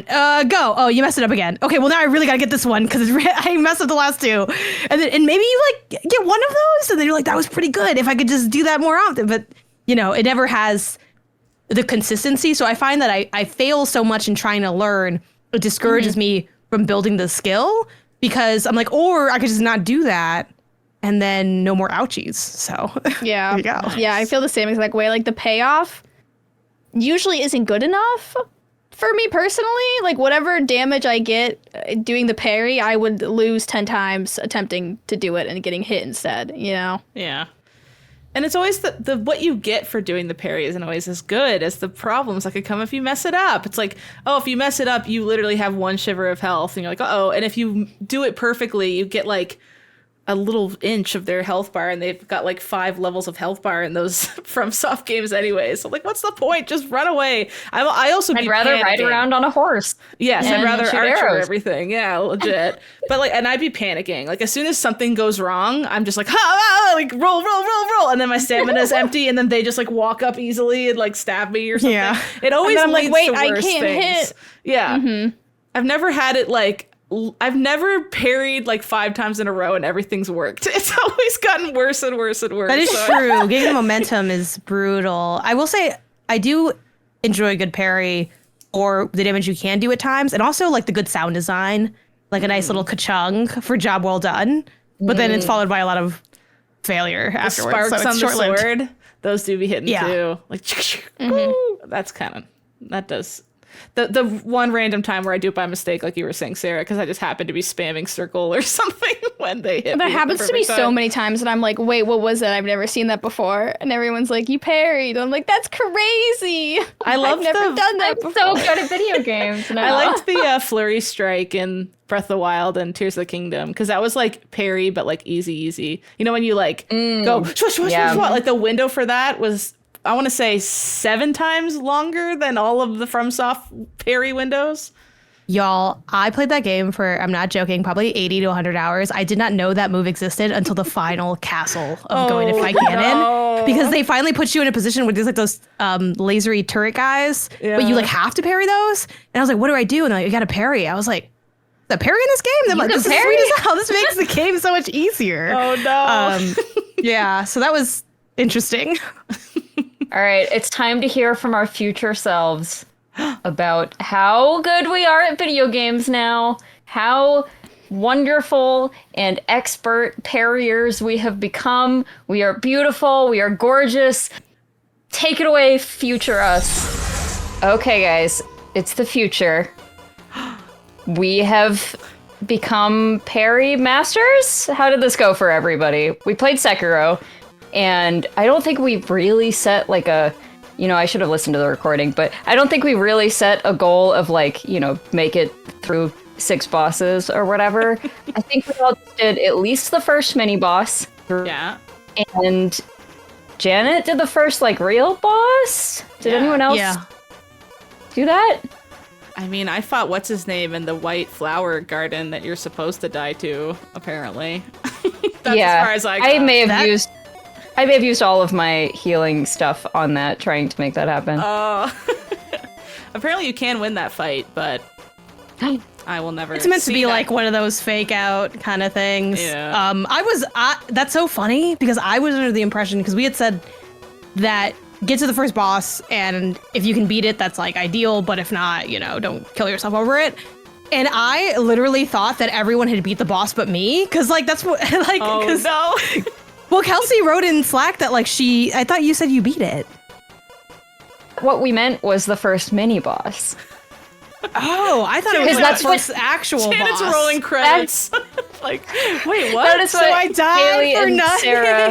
You died for nothing. Haley and Sarah posted little clips of them beating that mini boss. So I was like, okay, I just got to do that. And let me tell you guys, Shadows might die twice. I die like 100 times. I died at least 20 times. I died so many times from screaming, I lost my voice. In rage. Which you can hear right now. Live. It's me, Sarah! From the future, do you don't guys- play Sekiro. Do you guys feel better at parrying after that? Because I feel like the only thing I actually got better at was stealth. I think I just didn't realize kept there was going to be rolling. so much stealth. Yeah, there was a lot of stuff. I was uninformed. I feel like I get it. I get enough of it that I'm like, I'm good. Like when you get like the back and forth going of like the swords and it's like chink, chink, chink, chink. Yeah, okay, like that's cool, but I don't need to do it anymore. It's nice to parry against the little grunt guys. That does feel good because it kind of feels like a out of here with that. But then as soon as you hit anybody that's even remotely strong, it just feels like you'll completely negate their hit, and then like you'll have maybe half a second to hit them back, and then they're back into their jumpy hit again. It's like, hurry up. And I was not good. And I kind of forgot that I needed to keep parrying and just went back to my classic roly-poly runaway strategy and had to be like, no, wait, I should be parrying and remind myself because I so don't play games that way. Yeah, I think I enjoyed parrying the little guys, because when you pull that off, it's first of all not as hard to pull off because it's just a little guy. And then you actually, like, the parry works, it connects, they're dead now. Like, Yeah. that's cool. That makes I sense. would do that more often. But yeah, when it came to fighting a big guy who you parry and it doesn't do anything, and you just gotta stack 100 of those until it means anything. That was not for me. I still not into this. I feel But like we did it, and that's what matters. Well, We did it. try it. No one can But say we didn't did it, try and Janet did the most, but we did it. I and feel that's what so matters. traumatized by what like the way I got okie doked in this challenge, and literally I was thinking like when We my literally heart sent declines in videos, therapy. Janet, of us fighting the boss, and how did you not notice it wasn't the same boss? I thought that y'all just sent clips of like your first, because Haley's clip that she had sent was like, oh, my first time trying to parry, and it's like the opening segment, so it's like cool. And then I did check your VOD, Sarah, because I'm like, okay, Sarah is like the sickest of sickos for like the soul stuff. She's a sicko. And I didn't really see you ever fight the boss, but also you like towards the end you had mentioned, oh, does this thing open? Because like I already like saw the boss before, so I was like, okay, she probably, I don't know, maybe went beyond or like went to go collect something or whatever. And then Kelsey had mentioned the boss, so I was like, oh my god, everyone did it but me. And I woke up today, I had gotten to the boss. Actually, I got to the boss today. And I was like, okay, Did you beat the I mini have- boss last night? I did everything last night except for the boss. Like I did the Oh, first main boss. okay. today. I couldn't find the boss. I ended up in some like weird flashback zone with no bosses in it. The structure was really confusing. I was on Reddit. I pulled up, shout out to Brendan Graber, IGN Guides. I pulled that up. I was reading through stuff. They're like, oh, you got to get the firecrackers. I never got the firecrackers for the boss. I just went with it. I'm like, you know what? They had to have designed it so that you can do it without. And yeah, it took me over an hour to beat that boss. And I spent in total 6 hours playing this game. And then when y'all were like, oh, it only takes like an hour and a half to get to it, I was like, how fast are they moving through this? Oh my god. I feel so bad. Well, Janet wins the challenge. We don't normally have winners. Challenge. Good job, Janet. If there's a Pew Pew Bang scoreboard somewhere in the ethereal nothingness, Janet has 1 point and we all have 0. You know what? I did. So the 1 point I'll is tell worth it. Yeah, you're winning. You're on the leaderboard. Thank you. Thank you. I did go further than that boss, because I was like, as much as I'm still not a fan of parrying, like it's a cool game. It's clearly a good game for other people, and so I was like, well, I'm gonna keep going. I'm just gonna see what the next like mini boss is. So I ran into this like chained up ogre guy, and fighting him was actually kind of cool because it was a lot more like. That felt more like fighting a monster in Monster Hunter, because he was just really big and like slow movements that you could. But again, I was like doing dodge rolls and stuff out of a lot of those things rather than trying to parry. So I don't. Well, you can't parry him. Okay, all right, good. That's what it seemed like, but I wasn't actually 100% sure. So. You need like the flame attachment. I was like, why did Janet know so much? Janet's in the guides. She's deep. This is what the assignment required. Yeah, you need the prosthetic for the flames, which you get in the memory area, and then you can do that. I got like I got 3 prosthetics. I got 3. The spear guy. He was another mini boss because I was fighting him, and he was really hard because you can't parry with a spear. And I had to unlock like the Makiri counter, which is a different type of parry. It's a B parry where you like I step on his spear and I say you to his face, and then I stab him. So I was like dual wielding parries at one point. Nice. I unlocked it, but I didn't know how to like equip it. Like I was kind of confused on that, but I never saw that guy. I was not, because like I play a lot of Souls games, so I was like, this is easy, right? I was like, I do not want to have to relearn how all of this works. Like everything works differently. Like the souls work differently. Like the bonfires work differently. Like you don't like increase your health or any of your base stats. You just unlock other combos. So you actually have to be good. Yeah. Yeah. You have to be good. I was disappointed by that too. Stop downgrading your Elden Ring skills, Sarah. I can't play Elden Ring. But for Elden Ring, you can just be like, I'm just gonna grind around in a circle until I have like infinite health and nobody can touch me. In this game, I was like, I feel like I had no health. People would look at me and I would just die. Yeah, that's fair. And then the game gives you a cutscene that's like, wow, you sure are dying a lot. Everybody's sick now because of how bad you are at this video game. Because you suck so bad, everyone's dying. What was people's percentage for that? Because I screenshotted mine. Because you get, I forgot what they call it, but there's basically the odds that you keep, like when you die, you lose half your stuff. It was like assistant or something? Yeah, it's called, let me pull it up. It's called Unseen Aid. And the more you die, the lower that percentage is of the odds of them like helping you out. And my Unseen Aid was down to 12%. Like I was scraping the barrel of the Unseen Aid. I didn't even know that was. But like, if I'm dying so much, I really need like seen aid. I know. You know, like I don't know why they would to be seen. Why would they punish you for being bad? Like I need help. And what I had like all these like notions about what Sekiro was going into it, and I was completely off the mark because it was so much stealth. Like the minute somebody saw you, it would attract like 20 people in the area to hunt you down. And it was like that Mulan, like, now all of China knows you're here. And I'm like, I literally I made eye contact with one man. And then you had to like, and then I would like be on a rooftop just waiting for them to go back to their business. It was a lot of waiting. I did the stealth thing that you did where I just took half his health with a little cheeky stab. And even then it took like another 10 tries to kill him half health style. I can't freaking. I gotta be honest, I didn't watch your clips until after I had beaten that guy, so I was like banging my head against the wall, and my boyfriend came in and he was like, why don't you just stealth the first like health bar off of him? And I was like, Oh, My partner God, also okay. had to say the same thing. He's like, sneak around him and it'll take half that. I had him sitting there training That's what me. my Twitch chat said. So we Okay. were all We all had to have given someone good tell hints. us. We needed to except for Janet, who then played for 6 hours. And actually grinded beat a it the hell boss. out. Yeah, I I had like knew, three of I those knew. like juices. I had like 3 of those juices because I found all those seeds to upgrade my like my gosh. health thing. Yeah, I thought knew that's what that we like had the to boss do. was on a horse, and I was like, you know what? I can't like parry a horse. F- that like, how am I supposed to parry a guy on a horse? You hit his horse in the knee. I don't know. You stabbed the horse. That's animal abuse. I had to fight that dog who kept getting aggroed and coming over to fight too, and I don't get how you parry a dog because it makes sense with the swordsman, right? They go, and you can see like, okay, in the next half a second I should parry. The dog just goes "Roar!" and like thrusts his whole body at you and just kind of slams sideways. Like, how do you like parry his canine tooth? Like, it doesn't. There was no point in that freaking animation that I was like, now parry now. It was just like a dog biting at you. So roll away. Some of the roosters got me too a little bit. Like sometimes roosters. they were The either really roosters easy scared or like the really crap awful. out of me. They were so mean. Why are they so big? I didn't see any roosters.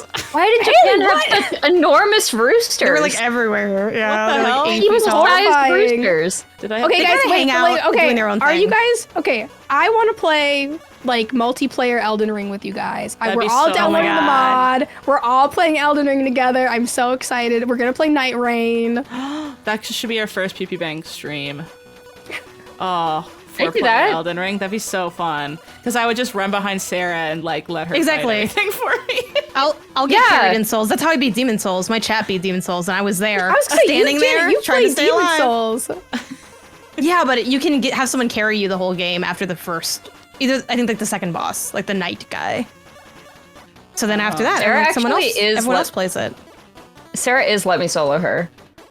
No, Yeah. please stop spreading this false narrative that I am good at video games. Sarah, I was watching your like I literally like you said Please there, so I was do like, I'll not watch your spread the stream. narrative. You have the instincts that goes into playing these games for dozens of hours. Yeah. That you can never buy and or read a guide and get the instincts. I do not have the instincts. You need to learn that by dying and dying and dying. And you have it, girl. Stop denying it. You got did the feel moxie. like- You got the Having grit. played this after, because at first it's like, oh, this is kind of fun. Because I was shocked by how much more of a normal game Sekiro is compared to what I think of when I think of Souls. I'm like, oh, when you hit Yeah. pause, the game pauses. Whoa, Wow, this that's is different. crazy. Like that, and just like how traversal and like y'all said, the stealth takedowns or like the jump and then stab down and all that. I'm like, it's just you can do a lot more than I'm used to in a Souls. Like in a Souls, it's like you're on the ground and you're suffering on the ground, and here it's like you can take to the skies, and that felt very different. But after the initial like, you know what, it's not so bad, and then it got like really rough, I was like, Sarah's sick. Like I thought to myself, I'm like, Sarah, you're a sicko. Sarah's getting I'm gassed literally the hell sick. I'm up. literally sick right now, though. You can't say that. She's sick. I'm I literally. mean, you're sick positively, right? Like this is your, because you're like, oh, this was like I got to the end of your stream and you're like, this seems like a fun game. I'm like, this is not fun. Like this is hell. I'm in hell. But that's how people feel when I like my sicko platformers, where I'm like, yeah. Then you like keep falling and then you learn how to do it and you like, but yeah, this is not that for me. But I'm too trauma bonded to delete the game from my console yet. But I don't think I'm going back. But I don't want to delete it yet because I worked too hard. Interesting. I worked too hard to just delete the little box on my PS5. You might beat it someday. You never know. Yeah. You might just get the urge and beat it. I feel like this is the game if you want to say, okay, I need to learn parrying though, because you can't roll. Yeah. For sure. It punishes Yeah. you so much for rolling. Every other game I feel This like I can game- skirt around, but not this one. Yeah. This game, like, you actually have to pay attention. Yeah. And if you don't feel like paying attention, you literally, like, it is mentally draining, I feel like. Yeah. To have to watch the boss and enemies that closely. So it's like, this isn't a game to play when you want to just casually relax. No. I always like lean forward, locked in, whispering under my breath like to the gods to please allow me to land one hit on them. And it's I love that you can die once. That is so fun in a game where it's so hard. So it's like you get one Made that little for baby me. shot. Yeah. But then it's like the game is so hard that you like almost take into account, okay, I'll die right now so that I get my health back and then finish him. Like that was pretty fun. I did like that, because in Elden Ring or / Dark Souls, when I've beaten Dark Souls pretty much because my partner forced me to. Love them, but Jesus Christ. And it was like, if you're dead, you have to run all the way freaking back and like down like 18 hallways past the witch who's trying to sell you poison, and there's like 5 frogs with poison, and everything sucks. It's like I do like this immediately a lot more than like other FromSoft where they're just essentially like, again, you suck. I don't know, it's like harder but also easier at the same time, if that makes sense. But I still can't parry. Okay, so yeah, that's the real takeaway. Yeah. Do we feel a little better at parrying? The grunts. Collectively. I feel better at parrying grunts. Okay. It's like We I feel a little improved better. a tiny bit. We understand it a tiny bit better. Yeah. Yes. I think we Personal fulfilled growth. the challenge then. Yeah, I we have grew. experienced slight personal growth. We grew, Yeah. we learned, we expanded our horizons, and I think we did it. Janet did it. I kind of did it. I think Janet did the most. Janet did it. Okay, let's throw it back to our past selves again. Bye-bye. Sarah, no, you're gonna get sick. Sarah, wear the mask on. Wow, thanks, future us. That was very enlightening. We're so beautiful now, and so We never good at had any video doubt. games. No doubt. Yep. Things are That really went gonna exactly be as I okay. expected to. Things are really turning around for us. All right, so we're going to move on to our show and tell segment. This is normally a segment where we're like physically showing something off, and maybe we sort of are this time, but we are going to be talking about, because it's a game difficulty episode, our proudest gaming achievement / trophy / just something that we're very proud of in a video game. And Haley, you have something cool that you wanted to share, so let's start with you. Yeah, my favorite thing is a trophy. I got the Red Dead Redemption 2 Platinum Trophy, which took 3.5 / 4-ish years, because I didn't just sit down in a span of a few months and like grind it out. It was all during law school. It was so satisfying to just like, I'm gonna go get a couple gold medals in some missions or whatever, because some of those trophies take months to get them, and they're like a silver. You have to get, I think, 50 gold medals in them, and there's 100 something missions, so half of them you have to be absolutely perfect while you're playing the mission. So it'll have challenges like every shot is a headshot, finish the mission in 1 minute and 5 seconds, and get on the railroad cart from the left or something. It'll have all these like contingencies, and you have to do all of that, plus never get hit, and like all these other things. So getting that alone was crazy. But then the hardest trophy was, you have, like, in general, I guess, you have to get 100% in the game, which is like doing all the challenges, skinning every animal, like all that baloney, all that extra stuff. But there's one challenge in the gambler list. You know how you can be like the horseback rider challenges, and then like the shooter and all them. There's a gambler one, and you have to play dominoes, and you have to win 3 games of dominoes in a row. Yeah, it's horrible. When I tell Isn't you, that like luck based though? essentially, yeah, it's like super RNG. It's like, that took me 5 or 6 months of diligently playing dominoes. Like at least once a week I'd sit down and play dominoes in Red Dead for like an hour or so, trying to get that one. It wasn't even like that was the trophy. That was like 1% of like 100 other percents of things I had to do for that trophy. My God. But that was the thing that took forever. So then that was my flex. I low-key was more excited that I got that platinum than graduating law school. Like I was like, wow, like I was so excited. My God. And then my partner got me a Roger Clark cameo for my birthday. And the most satisfying thing was he references like, oh, you got the platinum, and he like, I'll play it. But he knows, because he tried to get it too, I guess, which I never learned. Like he tried to get the platinum too, and he mentions the specific thing I just talked about. Let me know That's if you can amazing. hear this, okay? O'Driscoll's or what have you. You can hear him, but Happy birthday to you. he's so Happy cute. birthday to you. Happy birthday, dear Haley. You're all right, girl. Yeah, you.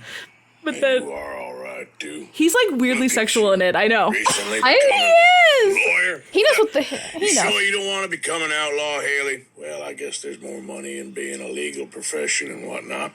Make sure you give Sable a good old scratch behind the ears from me. And you platinumed Red Dead. Oh my gosh, that's amazing. You got me beat, Haley. I'm only on my second Broke playthrough. character. I'm like 60% through it now. Some of those challenges are hard, especially the gambling ones. Anyways, thanks a lot for picking me, Michael. I hope you guys liked the message. Anyways, but I love that his accent. The accent slips. Yeah, he was like, that oh, was by really the way, hard. that's impressive. yeah, he's like, Yeah, you became a lawyer. Good job, girl. And you platinumed Red Dead. Wow. Like, he like completely dropped the bit Yeah. to do that.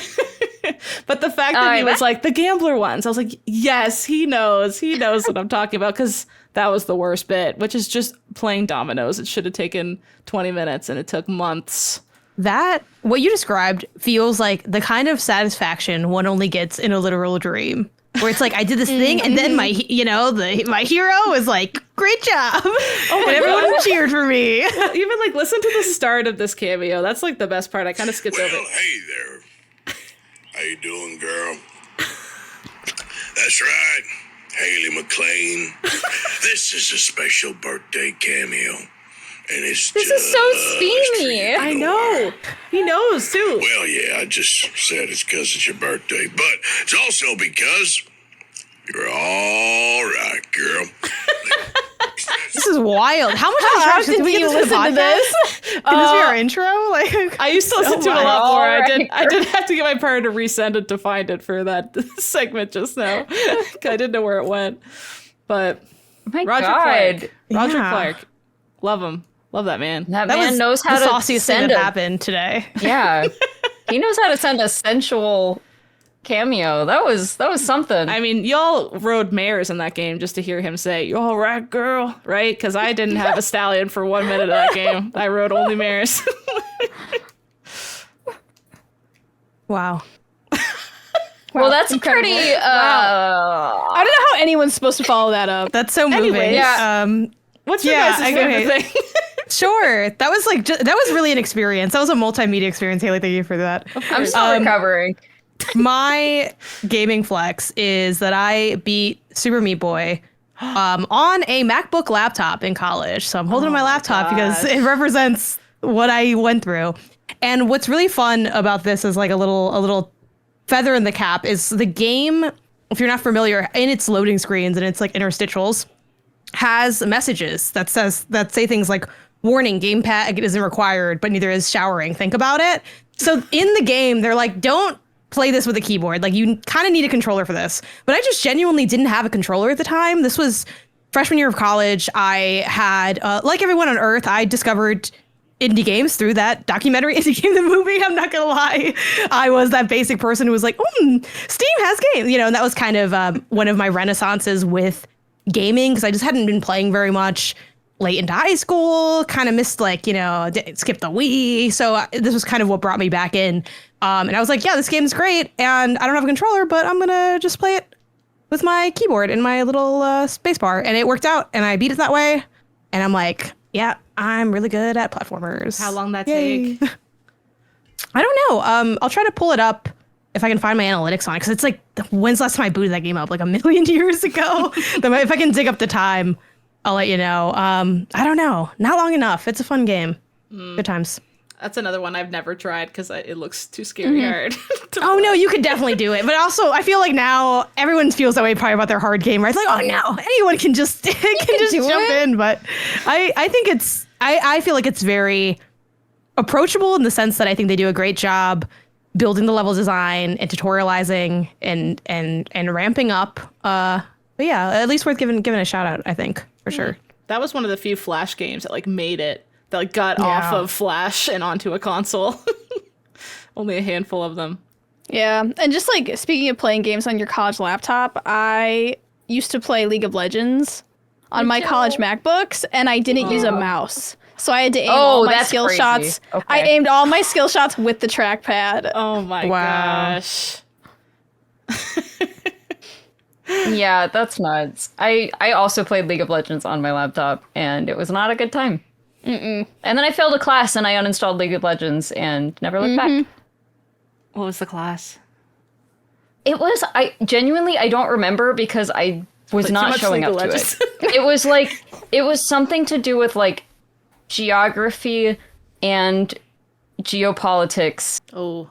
but I don't remember what the class was, and it was definitely some kind of like that. It was for some kind of requirement, like you had to take a class in this kind of general thing, and that was just like what was left.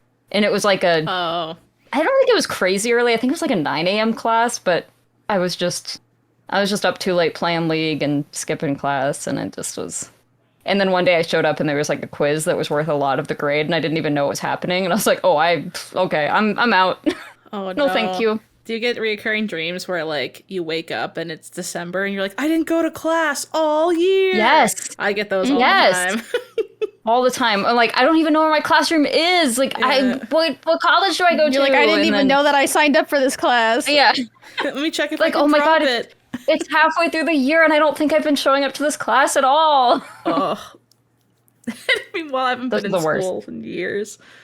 Same. Yeah. But the nightmares never go away. It was 25 hours on Super Meat Boy. I don't know how much of that is towards completionism. I love that segment, Janet. That was amazing. I saw an opportunity and I took it. I don't know how far into completionism that was, because how long to be completionist is 45, main plus sides 18. Like, I don't know. I have no clue what that means in practice, because I'm not going to boot it up and think about what's optional and what isn't. But yeah. Always segue that way. I like that more than all of the like. It was 25 hours in the Super Meat Boy. Yeah, I was in the woods for 25 hours before that was giving like. No one came to get me. I feel like it was hard to pick one for me personally, because I don't really chase after the glory of video game trophies, not in like a bad way, but I just don't find them very motivational. And I don't see any of my video game accomplishments as like general accomplishments. You know, like I beat Millennia, but it's like, okay, I don't believe in bragging about it. But what I will brag about is I beat Resident Evil 4 on the Wii with the Wiimote. To shoot all of the enemies, and honest to God, that was crazy. And that has the you tank controls. Like, yep, you have to run with the Wiimote too. Like you had to wiggle. Wait, and you have to like yeah, you have to take them and you have to go like this. That's like move in the game, but like there are sections in the game where you have to run, and they make you like shake your control to make Leon run faster. Oh my god. This actually sounds like a really funny way to play Resident Evil 4. It's really, I don't want to recommend it, but also it's really funny. Did you use the nunchuck too? Yes, the nunchuck and the Wiimote. So it's like, yeah, you would drive around, you would aim with the Wiimote to shoot things, and then they had like running sections that you would like shake both of them to escape or whatever, and then do a bunch of jumping inputs and stuff. Oh my god, that's so funny. Definitely weirdest game I've played, but I played this like 2 years ago. So like weirdest game that I've played and beat recently. Yeah. Oh, you played I thought this was going to be like a deep cut, you know? What motivated you to play the Wii version? I was just about to ask. Yeah. Well, because I was playing through all the Resident Evil games. And I was like, okay, we're at 4, and I knew they were remaking it, so I was like, let's play the original. And I was also streaming it, so there's like the entertainment aspect of it. And everybody was like, Sarah, I hate to break it to you, but the Wii version is not the original one. No, I mean, like, it was, like, the one that wouldn't be the easiest to go back to. But everyone was like, Sarah, you truly haven't experienced Resident Evil 4 unless you play it on the Wii. Oh, my God. And they're like, it's truly a next-level experience. And they were right. I kind of want to play Call of Duty on the Wii. There's, like, 3 or 4 of them. There's a Wii one? Yeah. Yeah. Is there Call online? of Duty 3? Third World at War. Year? I don't know. I didn't play it, but I think there was. But yeah, World at War and 3 at the very least were on the Wii. Wow. And I think there's a couple of more, but yeah, that seems like an experience. We should go back and play shooters on the Wii.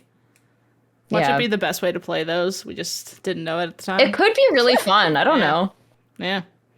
It definitely adds another level.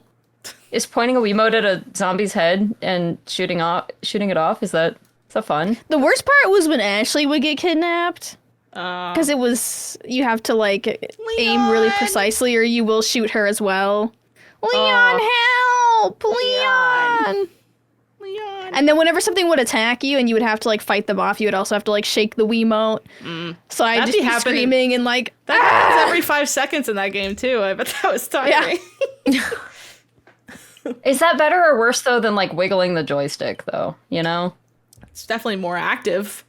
It's your whole Yeah, arms get a sort of thumb. workout. Yeah. Speaking of workouts, my favorite or my proudest gaming achievement, and maybe this is more like an athletic achievement than it is a gaming achievement, but I used to be really good at DDR, and I had DDR Supernova at home, and that was my favorite one. There is a game, and Haley, I sent it to you, or a song called Zephyr, and Zephyr is usually, I think, considered the hardest game, or, oh my gosh, the hardest song in that game. On challenge. I mean, I never like got AAA rank on it, which is just like every single note is perfect, but I did get an A rank on this several times, not just once. And if you're an audio listener, all I can do is explain that this is just going to look like chaos to you. Oh my god. Like just an absolute chaos of notes. When I'm playing it, I'm not like, there's a way to, you can do different versions of these notes, basically. Like you can make it so that whole notes, like things that fall directly on the beat, are red or whatever, and then like half steps are blue, and you can make it a little bit easier on yourself so it's not just like this rainbowy mess. But yeah, I feel like this you need was 3 feet for this. Like I'm looking at this and I swear at some points there are 3 inputs at once and not just 2. Oh my gosh. Are there I not? can try to look up a video of someone actually doing it. It feels like there's 3 see- to 4 things on each line, which I guess now that I'm looking at it a little closer, it technically is still just 2. But they come in such quick succession a lot of time, and it's so constant. Like there's no breaks. I think I found one, Kelsey. like we don't believe in breaks in a song. It's all rise. It is. You are just sprinting while you're playing this. I always forget like the pros don't ever have their like whole foot on a note. Like you kind of only really go to the edge of it. Yeah. Yeah. It's like you never really stomp in the middle. Like the back is Look at more of him just go. the heel, right? I never really thought. I always I used was the ball never of my that foot. good. I couldn't do the heel. And my heels aren't powerful enough for. Yeah, I feel like you'd have to Yeah, be I really feel like- confident in your footsteps to put your heel and that be the input. My ankle But would snap also- in half if I did this. When I'm playing second. DDR, I'm like kind of on my toes the whole time. Like my heels don't hit the ground at all. Like I'm just running on my toes. It's like it's ballet. I don't know. What shoes you wearing when you do this? Tennis shoes. Tennis shoes. Even Or when I was at home. No, at home I'm just barefoot. I wonder if it's better with shoes because it would be easier for the buttons to get hit. I mean, it depends on the pad. So, like, I actually have a metal pad at home now that I need to... I was actually using it really religiously for a while, and I just haven't been lately. But because I got one a long time ago, but I was living on, like, a 5th floor apartment, and so then I couldn't use it. Oh, Yeah. Oh man! Imagine being Yeah. like, "What is my upstairs neighbor doing?" Upstairs Playing neighbor, DDR. neighbor final boss. The Yeah. joke is always like they're playing DDR up there, and you just actually are on a metal. Yeah, I was just Actually, actually, yeah. So I didn't play. I mean, I have not been playing recently or anything, but yeah, I now have a metal pad again, and I can play and not totally destroy my neighbor's eardrums. So yeah, AAA on this is nuts, but I did get an A on it several times, which I think an A is no misses, but you can have plenty of like just good, not perfect, not excellent, whatever. So there's a time where I was really in shape and really good at this. I've heard people say that like DDR is such a good at-home workout thing. It's a sprint if you're on the higher levels. Like, I mean, you saw that guy's just running basically. Yeah. Does the metal thing you have at your home have a bar for it too, or just the flat thing? No, they do sell some that have bars, but mine does not. But you can also get like there's some good like middle range ones where it's like a foam pad, so it's like thicker. It's like an inch or 2 thick, and so it doesn't slip around as much, but it's also not like you have to lug around a giant metal pad. Yeah. Oh, so sometimes do you go in like an arcade and you see the DDR machine and you're like, I kind of feel like blowing these people's minds. I used to do that all the time, but I'm like squarely not in shape now. So it's like I can still read the notes fast enough. My legs do not move fast enough. You got the brain down, So, not the yeah. the brawn or the body. I wish I forgot. could be like My prop was going to be this, which is my favorite controller of all time. It's That's a really teeny cute. tiny handheld DDR controller for the PS1. I love it. What? So you just play it with your It doesn't fingers? work very well. But yeah, you can just play with your fingers. that seems more achievable. The to dance me. of the hands. I don't know if this Yeah. is good ASMR, but No. No, I don't think we can hear it. no. Okay. No. Do you do it But like we Tech-Deck felt it style? though. Yeah. With, like the fingers on it like No. this? Oh, that would be funny. No. do it like I hold the tech skateboard. Yeah. I hold it like a cell phone. and Just Oh. I would Yeah. want to Have you try considered Tech-Deck style. doing it like It's a little hard. dance I- game with your feet? what? Do Tech-Deck You're style with lazy. your two fingers on your I feet. can't. I don't have my fingers are not. Imagine They getting don't good move like enough that that. the dexterity could get like crazy. Just like put little shoes on them. I need to find a video game that I can be publicly good at, right? Because not a lot of them are like in the public eye, Yeah. like DDR, Yeah. right? Like you can't just roll up. Sports. No! It's like people who play those pianos at airports. I hate those people. Why can't that be me? They're so It'll cool, never be me. though. They're so like sexy when they do stuff like that. I'm just like, ugh, Greg. Yeah, people who can do cool stuff in public are amazing to me. I can barely like walk around and feel normal in my Right? That was absolutely my party trick for a long time, and I need to get it back because it's very useful when it's like we're all at the arcade, we don't know what to do, and I'm like, guys, watch this. I'm really good at DDR. You didn't know that. She's not with Oh, other man. girls. Oh, cool. And it all came from I had a couple of friends when I was like probably 10 or 11 who were in my Girl Scout troop, and I don't remember how it started, but we all were just like, we're gonna get really into DDR, and so we'd play it at home, but then we'd go to GameWorks sometimes on the weekends, and then there'd be like, icky 14-year-old boys there who were always hogging the machines, and then we'd go blow their minds to be like being like 11-year-old girls tearing up the mats. It was great. Oh, explosions behind you as you walk away from the machine. Yeah. They're all like, Yeah. whoa. And then I'd go to Hot Topic. Get your hair and extensions. I didn't have enough money to buy anything, but I would always go to Hot Topic and be like, man, someday I'm gonna wear a cool spiky collar. And did it ever happen? Reveal? did. She's wearing one right now. It audio did, listeners. and then my mom got rid of it because she was like, you're not dressing like a dog, and I'm like, well, yeah, Oh. that's as an adult I get it, but My mom told me that I can't have the septum piercing because I'd look like a cow.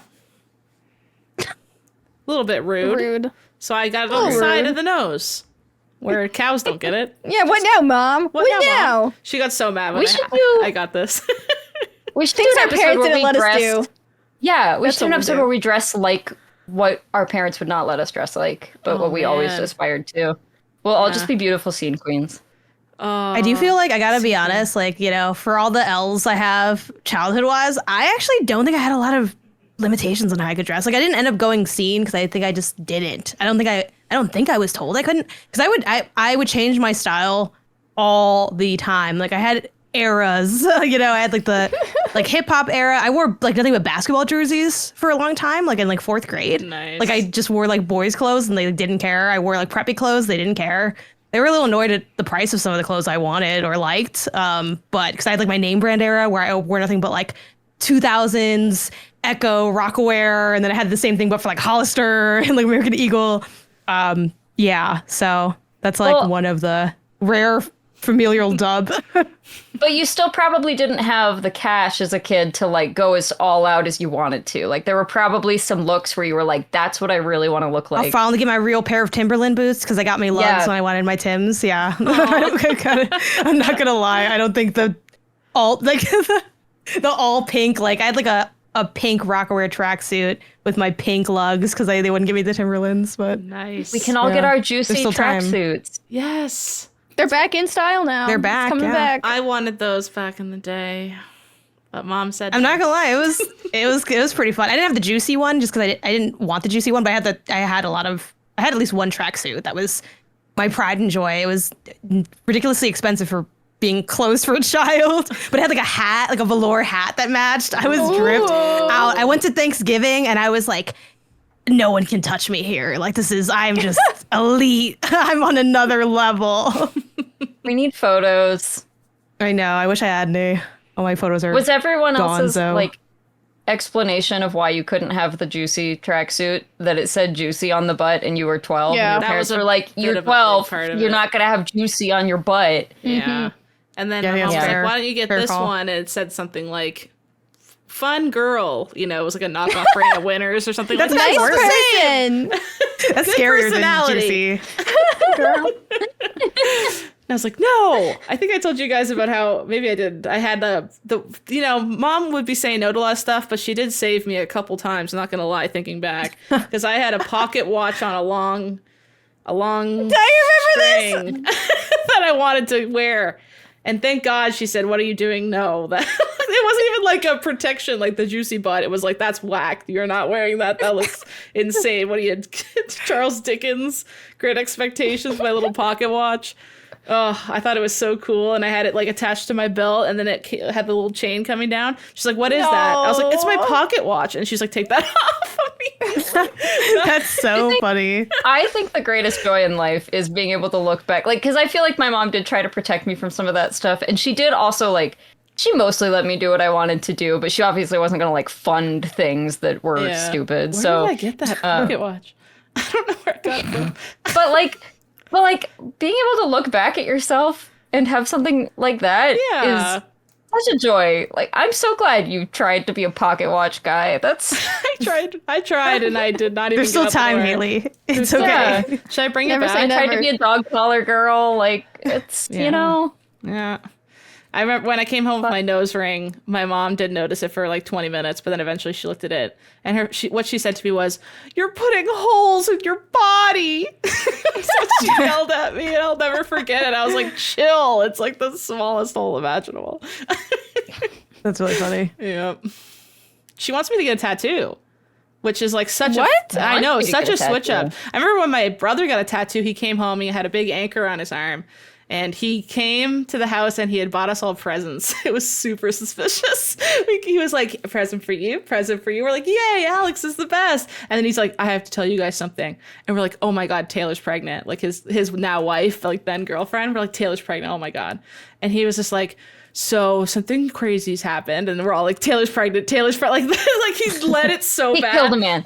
You can't start it with something crazy happened. I Like, know. that didn't happen. You did it. What do you mean Yeah. it happened? They accidentally fell into the tattoo machine. I fell down and when I woke up, I had a giant anchor outside the entire of my arm. But my dad got so mad. He's like, why did you do this? Blah, blah, blah. But now they're like, don't care at all. It's just because it was their firstborn kid getting their first tattoo. It kind of felt like, you know, I don't know, them losing a bit of their own personal like youth because their kids are old enough to get tattoos, I feel like was more of the problem. But I was talking to my mom. I was like, I should probably get a tattoo soon. I kind of feel like she's like, I can't believe you don't have tattoos. She's like, you should get some. I was like, that is the wildest thing you could say. That is the opposite of what I ever thought you'd say. And I've known you since I was born. Like, I just never clocked that she'd ever say that to me. If I go back in time to like 15-year-old Haley and say, your mom will want you to get a tattoo when you're like 31. I'll be like, no shot. No way she will. But she just like doesn't care anymore. I'd be like, what happened? What traumatizing event happened? What tattoo are you gonna get, or do you not know? I'm thinking about a few different things, but I kind of low-key want the 90s Fat Pikachu design. Like the original, Yeah, Fat Pikachu's original good, yeah. design. What's her name? Funky She's boy. one of the first artists for Pokemon. She's designed all the best ones, like Pikachu and Bulbasaur and Blastoise and Charizard. I can't remember her name, but she did the classic Pikachu look. And Fat Pikachu's best Pikachu. Agreed. Yeah. Agreed. Do any of you have tattoos? No, I don't not have yet. any, It's but just No. me. Yeah. it's you. You're the scene girl. You did it. Scene girl. I got 2 tattoos when I turned 18, and fun. Ooh. they shouldn't let you do that. They shouldn't. They're fine. My tattoos are fine. They're not like embarrassing. They're just like, what was the point? Do you want to reveal what they are? What are Or they? are they secret? I don't know if you can see. I'm gonna see if you can. You see can just my tell us what they are, but shoulder. where is You'd have to them? drop the No. shoulder, A little I think, bit. to Okay. show it. All right. Well, I've got so this is so stupid to explain. There's no sexy way to explain a tattoo. Like every time you're like, yeah, so it represents my feelings of like, it just sounds insane every time. At the time I was basically fluent in Spanish because I worked at a Mexican restaurant for a while and I grew up in Texas. Oh my god, Kelsey, this is a Kelsey lore drop. Yeah, lore drop I'm right not now. anymore. Awesome. And guys, I'm going to Mexico City really soon, and I don't remember Spanish very well. So I'm hoping it just kind of magically comes back to me. Yeah. But I was at the time, and I was like, I'm gonna speak Spanish forever. This is great. So I designed this this silly little like wing thing that just says like it's made up of the word Viva. And it's a very I know you're making the like sound. I didn't know that it had a word in it because I've seen it like at least 2 or 3 times, and I'm like, I didn't realize it had like a word in it. Yeah, it's I want to see it. I want to see it too. Okay, I don't know how to do this. We can do it in person. We can do it in person. All right. For our beach episode. I'm not disrobing. Yeah, exactly. Yeah, podcast. tattoo tour on the beach episode. Yeah, that sounds right. None of us have but it's them, definitely just like Kelsey tattoo tour. It's we all get just like tattooed. We all get tatted together. Pew Pew Bang. Absolutely. Right on the rib cage. Tattoo. Where it's most painful. Yeah. Oh god. It's just a very like 18-year-old with deep thoughts kind of tattoo that like I now just don't care at all about. I think it looks fine, but it's just like it's a very whatever like. Does it make you reminisce to like when your brain worked that way though? You know what I mean? Like a little bit. When like, you thought like that. Yeah, it's kind of my brain was informed when I did that. I love my squishy brain. She was so cute. And then I have my dad's name on like a baseball on my leg too. Oh, that's cute. That's really cute. Yeah, and I got that, and then like I had plans of getting something for my mom too, and then I just like never did, and I feel bad. Sorry, Mom. I love you too.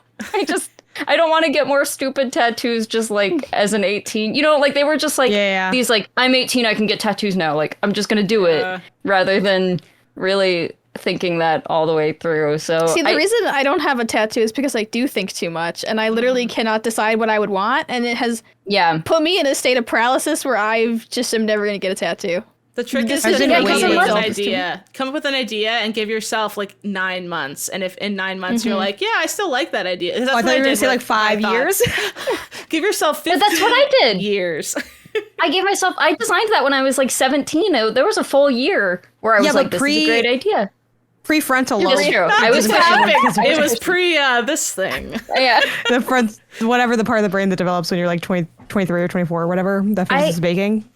I just wish I wanted a sleeve because then it doesn't matter. Because then it's like, like I can just fill it with like lots of things I like as opposed to right now I have 2 and it just feels like those are such big things and I don't want them to be big things.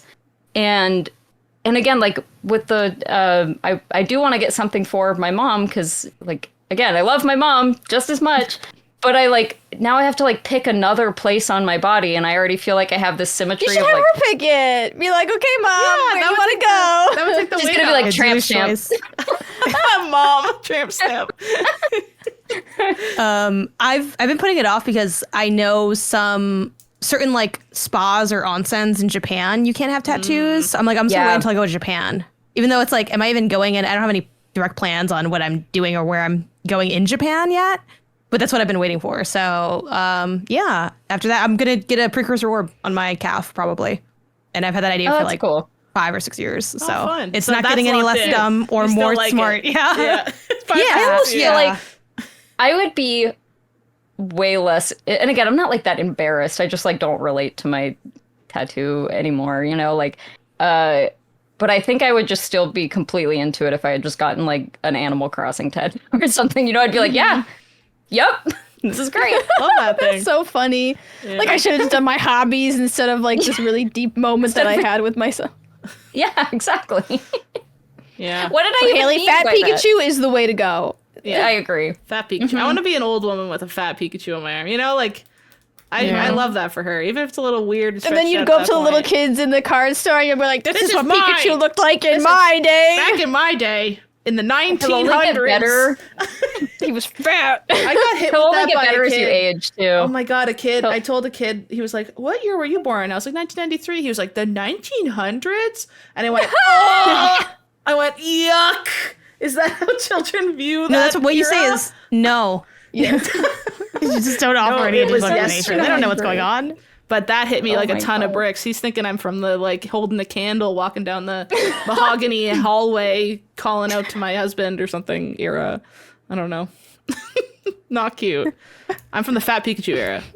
Get straight. Kids will humble you very fast. Yeah, you know, one of my stores is next to a college. I guess kind of two of them are, but yeah, college kids. Like I've been doing this for a while, and college kids, you know, they're always the same age. So, and that age just gets further and further from me. Yeah. So they'll be like, "Oh, the Wii U. I grew up with that, man." I'm like, "What are you talking about? That came out yesterday." Yeah. Finally, someone grew up with the Wii U. Thank God. Someone you did, know, yeah. the one of 8 people that grew up with the Wii U. That's like Charles Hart said that. Like when I was talking about it on the Wii U with him, he's like, "Yeah, I asked for that for Christmas when I was a lot younger and littler." I was like, "How old are you?" The Wii U came out when I was like Yeah. 19. I feel like. It's just very strange now to like. I've always felt like the baby my whole life. Like I've always, my friends have always been like a little older and everything, so they've always made fun of me. Like, "Your first system was the N64, you absolute child, you absolute idiot baby." And now like, and now they're like, "Whoa, the N64, okay, grandma." Like that's, Yeah. whew. Anyway, should we move on to giving some advice to these lovely Yeah. people? Yeah. Okay. Get It's the just- tattoo. Get the tattoo. That's our There you go, advice. too. It's time for Ping Pals. Ping Pals is our advice segment where we give you guys some advice about stuff you are dealing with in your life. And it's perfectly good, wonderful advice because we're 4 very smart people who never make any mistakes. But also, if we do make a mistake, this is not legally binding advice. I don't know. Haley, you gotta give I me don't some think good we legal need the language for legal this. disclaimer. If you But rely it's on our funny. advice, you need to But it's funny. deal with it. If something bad happens, tough. It's because you didn't listen right. That's what I think. User Skill error. issue, yeah. Users as Yeah. is. Okay. So someone writes in, no one's leaving their names, which is totally fine. This can be totally anonymous, but I don't know how to. Then you get juicier It's always just someone. problems. Yeah. Hi, everyone. Firstly, I'd like to say that I'm so glad this podcast exists and I'm loving it so far. I need advice on easy conversation starters. I'm going on a road trip with a friend and we get along great. My only concern is that it is a long drive, 4 hours there, 4 hours back. It's the longest we've ever spent together. We've only known each other for a year and a half, so it's our first girls' trip. I typically solo travel and can sometimes struggle to pick up conversations again after a lull. I know we'll have plenty of music and things to distract us, but I just want to be comfortable and I'm sometimes an awkward person. Thank you. That is so real though. Like trapped in a car with someone I don't know very well or I've never been with for an extended amount of time is like gotta be one of my worst fears.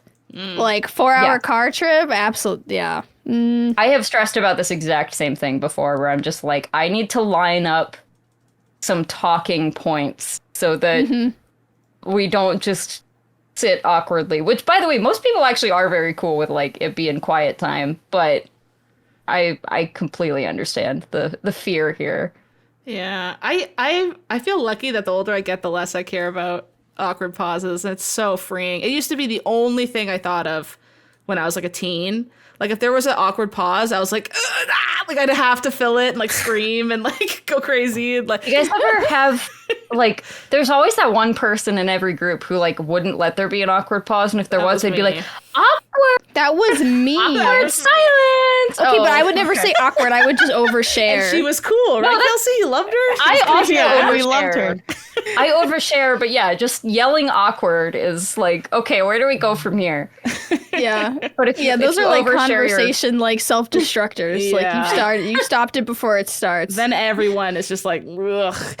I think everyone's No trying one to knows how to pick avoid. that up. Yeah, you can't pick that up. Everyone's always trying to avoid that quietness where your brain goes, what now, what now, what now? You know what I mean? Like that is the worst human experience ever. But the thing is, if you don't actually feel that what now, then it doesn't come across as awkward. You know what I mean? Like if there's a natural pause and you're just like, oh, this person's cool. You're just like thinking about it for a sec. That person doesn't read the like, oh, this is awkward. I got to fill it. I don't know. It's like almost like a skill you have to adapt to just like not caring that there's a bit of a pause and just be like, yeah, and just like taking a beat. I don't know. And that it doesn't feel like a vacuum of awful that you need to fill anymore. But that takes, and I think it's hard to do.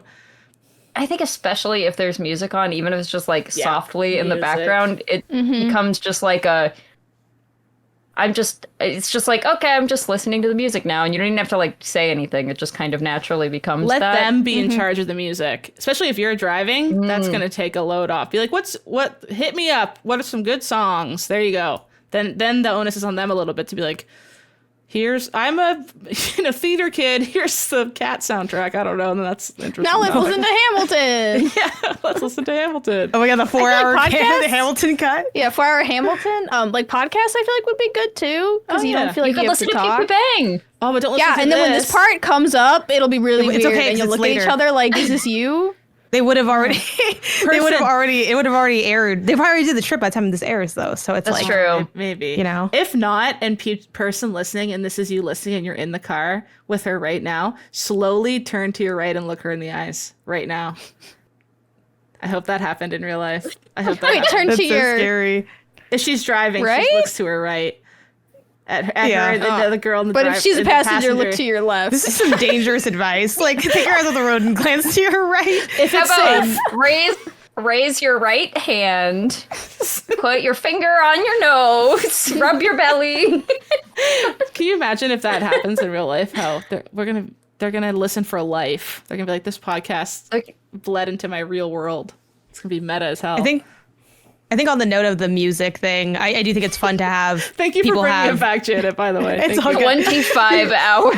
People have DJ moments. I think it's a good way to share different levels of interest. Like I know when obviously I have knew Maggie for years when we did a trip up to where is it? Where you have Napa? We do that wine train, and the driver was like forever. Which bless her heart, she just did because I don't know how to drive. So I was like, "You down to drive forever?" She's like, "Yeah, I don't care." I'm like, "Great," but like getting to. I think it depends on too, like what do you have next? Because it was fun having things that sort of developed into the trip. Like I know part of there was like some soundtrack to some movie that we like listened to for a while, and it was like, okay, cool, yeah, like I love this artist, or like, oh, I love this movie, oh, you've never seen it, okay, cool, like put this on. I think stuff like that, depending on where you're looking to make stops, I think sometimes someone having that job too can be fun. Of like, oh, you can pick the rest stop out, or maybe you pick, hey, maybe find a cool, if you're looking for like cool rest stop stuff, like an easy thing is just honestly just Googling what's on that route and maybe finding like, oh, this restaurant's less crummy than just stopping at like a gas station with a McDonald's or anything like that can be fun. I also played a license plate game. I don't know if you ever do that, where it's like you look at the letters that are in a license plate and then you just have to like come up with an acronym for that. Oh, like, an acronym. An acronym? Yeah, so like I've never done the acronym. Okay, so in Washington, at least, all of the cars start with a like 3-letter. It's like 3 letters and then some numbers, and it's always starts with either A, B, and C because they're going like in order.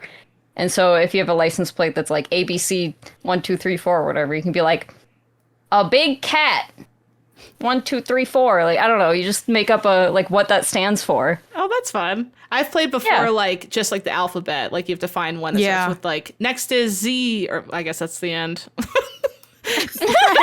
Last is Z. Oh, so I think I've donked that up. I'm bad at anecdotes. Oh, another alphabet game that's fun, and I used to play this with my dad on road trips all the time, is we would just name, like we'd pick a category, and it would be like a good one for us might be like Pokemon. And so like I start with A and I go Abra.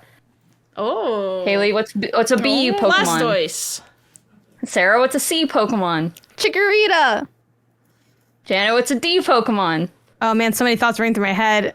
I have no idea, and I lost. Donkey Kong. The only thing I could think of was Deltarune, which is just like a game thing, but that's it. I have functional fixedness for like answers to things, so I'm like, we got nothing now. If someone it's over. asked me in a podcast, like, what's the name of the game you've played for 8,000 hours? I sometimes just go, duh, I just can't remember it, and I seem like I have no idea. I don't know, and actually, I don't think I've ever known. Yeah. What's the main Do you ever character have that moment you're actively playing? The answer was Diglett, Janet. Oh yeah! Yeah. Literally, I googled D-named Pokemon. I was like, who is this? Drowsy. I thought of Dunsparce. Drowsy. Oh, Dunsparce. The Dunsparce Nah, also. out of my But see, now the element. Once you pressure's start off of nicknaming them me. too, I'm like, all the name is gone. I had Bellsprout, and then I'm like, damn, didn't get B. Oh well, hanging up the hat. Oh, sorry. It's But always yeah. easier when it's someone else.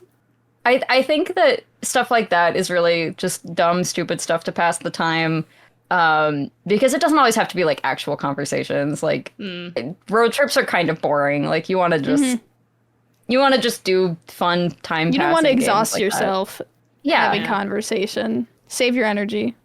but we probably should actually give them a couple of Yes. topic advice things. So Have you considered talking about how you would wanted to dress in middle school? That was a good one. That was a good one. yeah, that's a great one. That's a universal or like feeling. what? Yeah, or like if it was appropriate to wear wherever, like how would you dress? Like if you just Ooh. no one would think it was weird. You could just dress like however you wanted in any situation. What would you wear? Yeah. Because I'd wear a lot more poofy ball gowns. Same. Oh. I want to be Infinity Nikki in real life. You could do smash or pass with random people on the street.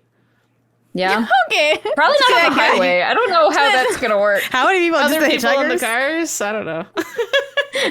Glance Pull out up the window. alongside someone and you're like really staring at them. You're like, smash! They're really like, giving them a good look. Here, oh my god, I was literally about to do it because this would be my example, which is here's a question. Like when it comes to like random conversation questions, that's how I personally usually bring them up when it's like not really related to anything. Like, here's a question. Have you ever, whatever, what is y'all's leading segue? Because I feel like for people that, for this person writing in asking this, I imagine part of their potential challenge is how do I not just sound like Webster's dictionary defines friendship as, So what do you all say before you jump into like a random topic without seeming like this is a topic I wrote in my note, to read to you?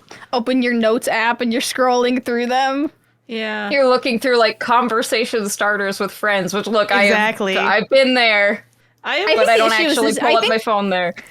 The issue here is like this conversation thing is like a two-way street. Yeah. So if like they're not Yeah. giving you anything because to fall into naturally and to sort of like build on, sometimes you just got to be like, I was thinking the other day that I really wish I had dyed my hair purple when I was younger. If you were younger, what would you have done? Yeah. Like you kind of just have to is do good. it. Yeah.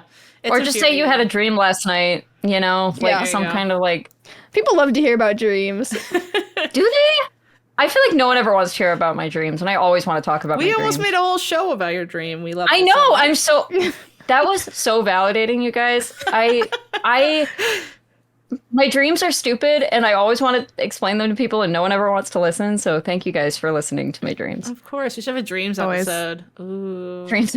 Dreams episode. Media Molecules Dreams, finally. can play ready. I've been ready for years. I'm like, it's there in the Wii U, put it in the rafters of the rough games that were Something great. that took me forever to learn was like kind of what you were just saying, Sarah, is like if you're thinking so hard, oh God, I hope they like me, I hope they like me, and they're like giving you nothing, you also have to think about like they should be thinking that about you too. And if they're not giving that energy, then you don't need to care as much. Like I sometimes have those kind of combos where they're just like a goddamn stone wall every man at a bar when I was in my early 20s, aka you're just like, so like what do you do for fun? Like, I don't know.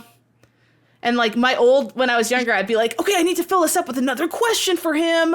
Time to give him another softball. And then like the older I got, I'm like, yeah, you don't give a crap. All right, anyways. And like, just like, obviously you can't really think What of bothers me is when like I ask people questions and then they never turn it around and ask me back. I Because hate normally that. sometimes I'll have an answer and I'm like, ask me back. Yeah. Ask me back. And then you have to be like, well, if it was me, you didn't ask, but if it was me, you have to like try to shove it in there. But, you can think about that a little bit. Obviously, it sounds like you're already friends, so there probably isn't a problem, and they'll ask you questions back. But if you feel anxiety about it, be like, as much as you're stressing about them liking you, like, they're probably doing the same thing back. So, you're fine. At least it's your friend and not like your coworkers, Yeah. which is just another layer of complication. Yep. And then you try to gossip with them, but then they share all the gossip and the tea with the other workers, and then all of a sudden you're fired. Does this No, this sounds this is- very realistic. Not again. Nah, I'm making up a fake problem for drama. Okay. That's a new ping pal question for next week. I'll write. It's me and honestly writing in all every week. And then you That'd be talk great. about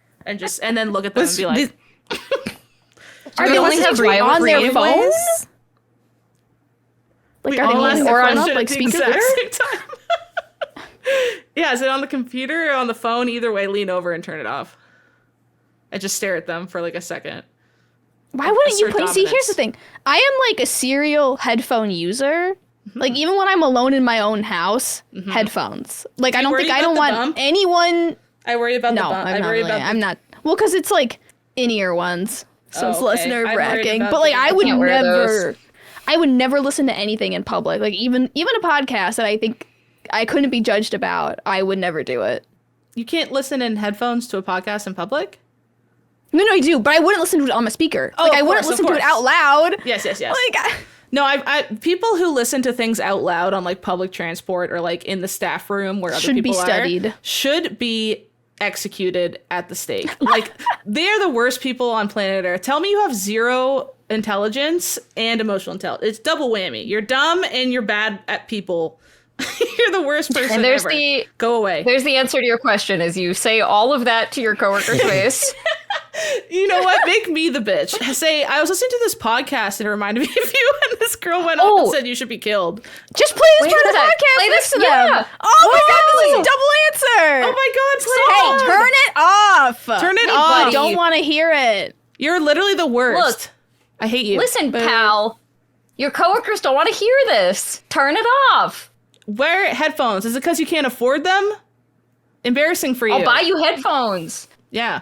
You can just go to the garbage can at an airport where everyone throws them away after you get them for free on the planes. And there you go.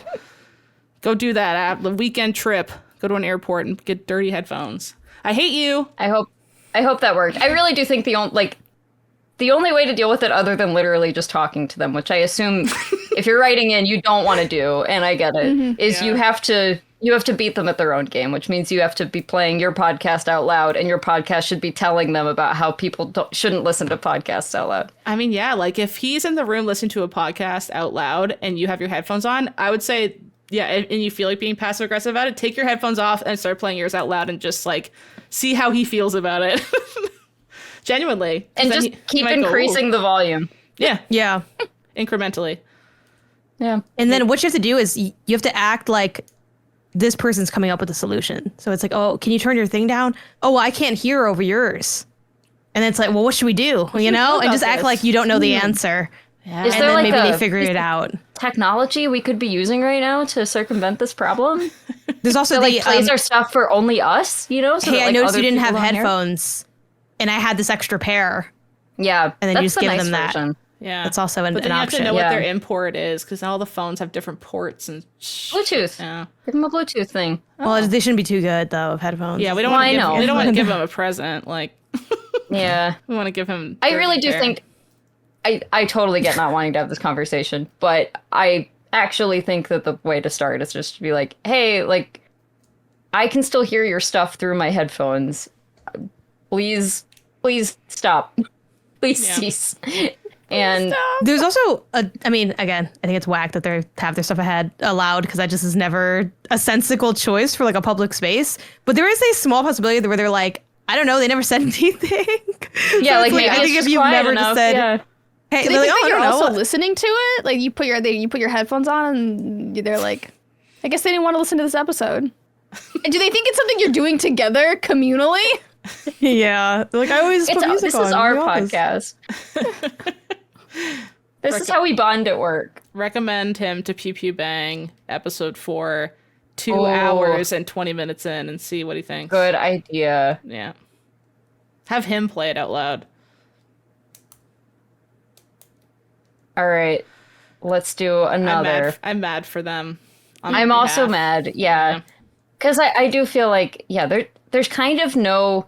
You're either being confrontational or passive-aggressive with this, and there's kind of no in-between. There's in no between. there's no secret other option. Like, you can But they only put you in this confront situation. Yeah. Yeah, It's not your yeah, fault. and that's not fair to you, and I'm sorry you're going through this. They don't care about what you think, so don't care about what they think. Ooh, True. Yeah. slay. All right.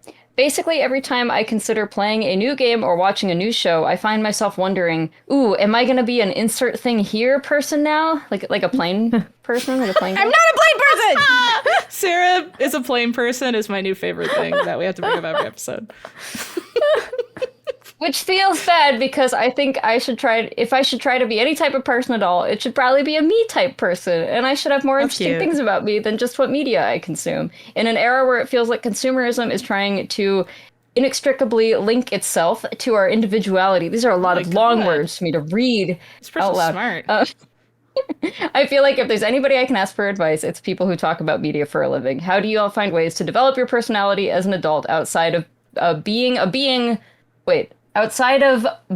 like of things? Sorry for the weird abstract question. I love the new show. Oh my god, I don't have an answer for this. Thank you. I need Is this something that I'm gonna like lay awake at night and being like, am I my own self or am I just the things that I like? Am I just a collection redheaded thing. girl? That's it. That's it. Is this all life was? I thought there'd be more, you know? The boy reference if you listen to that spoiler cast. I have not yet because I haven't seen that movie, but I intend to. That's fair. What's up, Kelsey? I think that this is like when I was diagnosed with ADHD, like I had a very similar feeling where I was just like, am I just a collection of symptoms, the person? Like, am I not That's interesting. is there anything that's me and not just like my symptom? Yeah. And I obviously, yes, like there is more than that, but I think that I guess what I'm getting at is like, this is not a problem that is, if you're thinking it's like, oh, it's very consumerist of me or whatever to be feeling this way, like I think it extends to other things too. So I don't think you need to be like worried that it's because you're like, you know, being superficial or just a consumer or whatever. I think that is just kind of like, at the end of the day, we kind of are. A lot of our makeup is a collection of random things, and I think that everyone's like mosaic just turns out a little bit differently. I mean, my humor comes from things I have experienced and watched and played or whatever in my life, right? Like, I didn't pop out of the womb this way. Like, this was all developed and shaped by other people and like the things that they were watching or consuming and the things that I was consuming. And I don't know that it's that deep, you know? Yeah. I think unless you are making something your entire personality, I guess, if you're just like, even though like literally all I am is plain guy. That can be a little bit fun though, I'm not gonna lie. Like I think my answer to this is almost like a dig up kind of answer. I think you just get more things, which I think might sound kind of toxic, but hear me out. Becoming different guys and more of them. Because I think when you add enough stuff, not that you need to do everything either. I don't think you need to like, oh, I'm playing 12 games a year and I'm reading 6 books a year and I'm watching all this stuff, you know, that can get overwhelming as well. I think it's just good to dabble and to stay curious, which I know sounds a little cheesy, but I think through that, you'll be more of an amalgamation and less of individual things. And then it also just depends on like, you know, again, I think when we talk about like making something your whole personality, I think a lot of times what comes to mind is someone that only speaks on those things / gears every conversation towards those things and maybe makes every aspect of their life surround it. So it's like, oh, I'm only going to wear this merch and listen to this music that's from all tying back to one thing or something. Like I listen to the Pokemon soundtrack and I'm wearing the Pikachu shirt and I have the thing. Like if you go all top down, Haley, it's okay. I know you listen to video game music. I do that. Yeah, but if you go all the way, like you have to go really extreme with it for I think it to be too much. I also think there's something in not having too much fear about being a blank person, because sometimes that stuff can be fun. Like it can be really cool to be in an era and have like community. Like part of how we form communities that are outside of, you know, things that are more inherent to our person, like Kelsey, your ADHD, you know, drop, or like the, you know, racial or gender or whatever. Like those are very core part of us. Like they're not detachable. They're not going to change. Like nothing can change certain aspects of who you are. But these other things aren't. And that's kind of interesting and different. And that's why, you know, if you have good communities in different spaces, you'll meet different people from all walks of life, you know, where you can kind of get to know how people got to where you also got, despite having like different things that drove you. Like if you like, you know, a book or a movie or whatever, something in that spoke to you, and maybe something in that was different that spoke to somebody else. And it's like, there's different entry points too. I don't think it's like we all like it in the same way either. There's like so many ways to engage with something. Yeah. That's a good point. It's always so fun to look back on an era that's already done and be like, it was fun to be a part of that. Like that. Yeah. Yeah. Pokemon Go. It was fun. Yeah, right, there you go. Don't keep yourself in the fun. And then also just like, if you occasionally do things that you're not super into, I think that helps you become a little bit more well-rounded too. Like I went to like a rodeo last year. Not really like my thing. But, the lore is so heavy with you. As a Kelsey, I'm loving it. I'm like writing this all down. She's been to a rodeo. Yeah. I don't know. I have to overshare on this podcast. That's what it's all about. But I do just think like doing things that you aren't, you're not super excited about, especially if it's something you get like invited to or whatever, as long as it's not going to be actual torture for you. I mean, it just gives you more things to reference and pull on and talk about in your life. And I think, at the end of the day, we really are just like a collection of all of the things that we have experienced and seen and consumed. And so my goal is always to just like add some more things to the pile and make sure I'm not just always doing the exact same things over and over again. Because you never know when it's going to come up, but every once in a while it does, like just going to a different city and like trying some of the local food there. You don't know when that's going to come up, but like that just, you will become a slightly more well-rounded person if you just kind of experience a bigger grab bag of things. Yeah, I would also add to that, like, have some of your hobbies be consumery and some of them be like creatory. Like, do some things where you create something and not just consume other people's stuff, and that'll make you feel better in the long run. It can be more like a bigger monetary investment. Like, usually any fun hobby, also you have to buy a bunch of stuff to get into it, which is kind of annoying. But yeah, that always kind of makes me feel better. Is like, I feel like I'm consuming too much stuff. It's like painting for a bit, or like I took up journaling this year because I was like, I'm stuck at my desk a lot, but at least in a journal I can like do what I want with it. It's like I made a journal page, and even if it's like very small and like never gets seen again, it's like, oh, I made something today. That's at least kind of nice. Like that feels good. And then the other thought I had was like, the fact that this person's even thinking about this makes me feel that this won't even be a problem for them. Like they're already over it and they have the self-awareness that they don't want to be pigeonholed into a category of human. That I think you already fought the war and you're through it, sis. You're good. Like I think you'll be fine if you're thinking about it already. Yeah. Yeah, absolutely. All right. I do have one more for us. Which is, hey, I am being encouraged by my partner and others to throw my name in the ring and nominate myself for a national award in my profession. It's kind of neat, but I'm super averse to putting myself up or putting the spotlight on myself. I do think I could be in the running based on my accomplishments, but it feels so self-important to nominate myself. Any advice is appreciated. Love the show. They know what we're gonna say. What are we gonna say? Do it. Yeah, don't do it. You're right. You're right. Obviously do it. Well, imposter syndrome super real, especially in your field where you're in, like, to nominate yourself for something does feel kind of odd. I don't know if it's like you're nominating yourself to a board or something or how this operates, but just do it. It's fun. If you don't win, you don't win. Everyone else is doing it. That's on the list. So like, why not? You know? It's not like you're the only one and everyone else got nominated by the king. You're the only one who nominated yourself all selfishly. It's like, if that's how it works, then do it. Do it. Yeah. I mean, I totally get this, but like, if you don't advocate for yourself, then it only gets filled with the type of people who are like so overconfident. Mm-hmm. You know what I mean? Like you can't let it be only the super cocky, overconfident jerks that get into the running for this stuff, right? Like you gotta also have people who are a little nervous to nominate themselves because you otherwise, like, you're stuck with the same group of, of self-important, like, idiots who are like, yeah, duh, of course I'm the best. You need some people who, if it sounds like you're very accomplished. It sounds like you are totally, exactly on their level, above their level. So why leave it to only like one personality type to be up there, right? Yeah. I think too, like I the imposter syndrome thing definitely gets brought up a lot in media, and I think like all of our professions to different degrees. I feel like part of why, not that I'm like immune to being neurotic, because I think most of my life has an undertone of a bit of neuroses, but I think part of why I have so much confidence is that I listen to a lot of hip hop. Hip hop's a very confident genre. Get a playlist together.